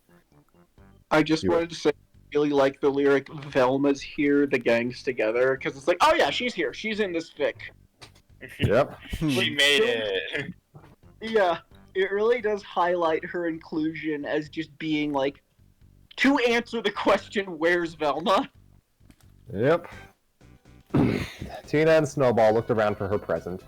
It was a large green box with red wrapping near the Christmas tree.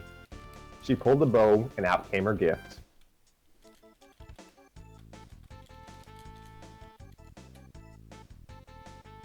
Harry. Oh, that's sorry. Oh, it's Uncle Scooby. Scooby planted a kiss on Tina's forehead and awarded her with a medal reading reading Junior Detective. Hey, it's Scooby with a fail, fa la la la la la la la loo. To conclude our Christmas tale, fa la la la la la la la loo. Dooby dooby dooby dooby doo. That's Tina good. embraced. Thank you. Tina embraced the big dog with a big hug. Oh, I love you, Scooby. Whee! Happy holidays to you all, and to all a good night. And such. That is the end of the Nutcracker Scoob Redux. Scrappy fan Take two. 92 says that's all I wrote. You lot stay safe and tell your loved ones that you care. Scooby Doo says bye bye, folks. Why are we reading the author's notes? Yeah, Because it's funny. I don't know. Because they're an integral part of the story. are. I mean, the characters are there for some reason. Yeah, it's Okay, got so- Scrappy and Scooby there. Yeah, I mean, I more or less gave my thoughts of my own work last year, because I don't think y'all need to hear my voice anymore, so... So you wanted us to redo this because you didn't think last time went very well. Would you make this attempt? I would ask. I have two questions. One was that epic subversive ending in the original, and two, was Velma absent in the original, or did you just like not know how to write her? Okay, I heard the second question, I couldn't quite hear the first. What was it? Was that epic subversion? Was that in the original episode or no? Okay, so I guess I have to talk now. Alright, this episode is based off a 1984 Scooby-Doo episode that was called the Nutcracker Scoop. It was from that period of time when it was just Shaggy, Daphne, and the dogs, with like Fred and or Velma sometimes appearing as guests. And in this episode, Velma wasn't there, so Okay.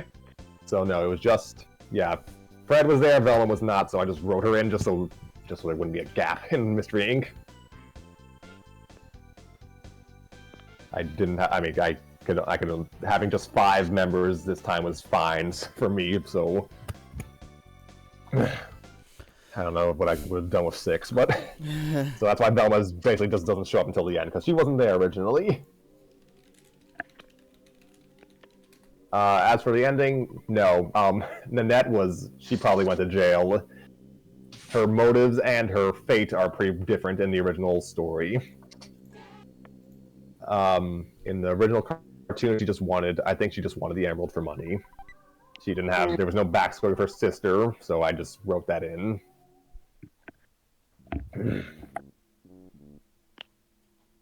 For whatever reason, I felt weird amounts of sympathy for her when I watched this episode as a child. Like, she wasn't particularly nice. She just. Yeah, I've never actually seen this episode, so. And I went on at length about this last year, but yeah, I rewrote her backstory and motives and changed her fate so she doesn't go to jail. She is just kind of let off the hook and just works for the Children's Home instead of Nickleby. I also expanded Nickleby's backstory a bit. I guess I gave the stuff with the will is there to an extent, but I added the deadline of 365 days, which is why he can't just get the emerald secretly. He has to basically force them out to try and get it. No, it's why he can't ask for the emerald. He has to basically force them out to get it because technically it's not his anymore. Right. That was a wrinkle added by me because I had to complicate everything. Okay. I mean, I guess I have no real opinion, because at a certain point, especially with Scooby-Doo, it's like a subversion is just as expected as the end result, especially in the later installments of that franchise. So that was one of them. Yeah. All those spins you could take to villain, you certainly took one. Yeah, I enjoyed trying to recontextualize this, even if it wound up overcomplicating things. Yeah, I'm still pretty proud of the story, but if I was doing it again, I would definitely just cut down on the prose. That was the experience that was for me. I think you handled. All things considered, I think you handled Chapter 1 rather well. Thank you. I tried. I probably shouldn't have started my being a narrator for this show on a story that was a story like this, because Christ Almighty, I almost killed myself reading all that. What was I going to say? Actually, yeah, Xavier, what are your thoughts? You're one of the new guys here. Yeah. I wasn't paying attention. I was just playing Earthbound. You know what? Fair. All right, close. Fair enough. Yeah. Is this good? Is this good? Is this take good enough that we don't have to do this a third time, please? I will say that I appreciate. Again, how subversive this was. I thought Nickleby was gonna be the villain, and then I learned French. It's Scooby-Doo, of course. Of course, it wouldn't be Nickleby. I know that much at least, because the one thing about Scooby-Doo, it's never the obvious suspects. I tried to get out a mic cut out on the punchline, so fuck it. Also, I like how you just you just playing not Puzzle Bob or whatever this is. Yeah, Magical Drop 2. Right.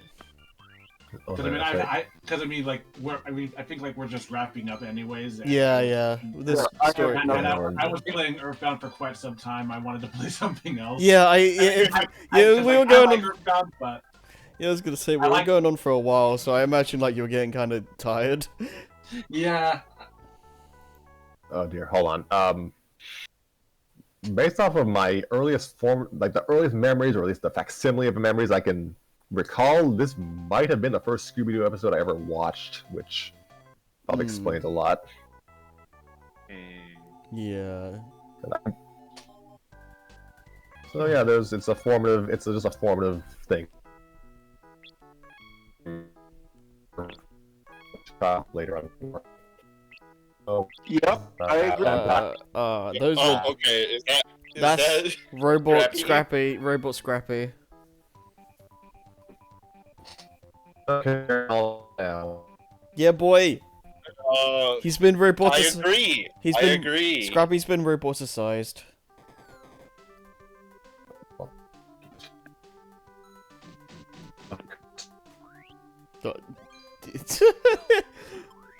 Scrappy, hello. Yeah, dude. I think.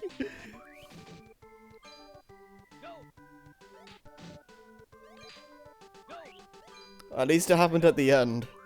Yeah, at least there's nothing left to read. Now that Scrappy's been consumed by the Matrix, I guess I could do the outro. I'm back. I'm back, people. Okay. Oh, okay.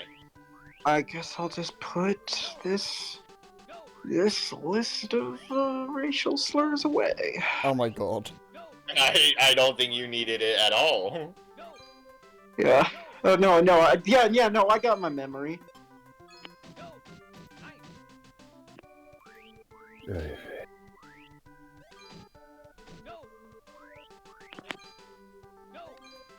Yeah, you have so much to offer. You don't have to rely on the most edgiest thing ever.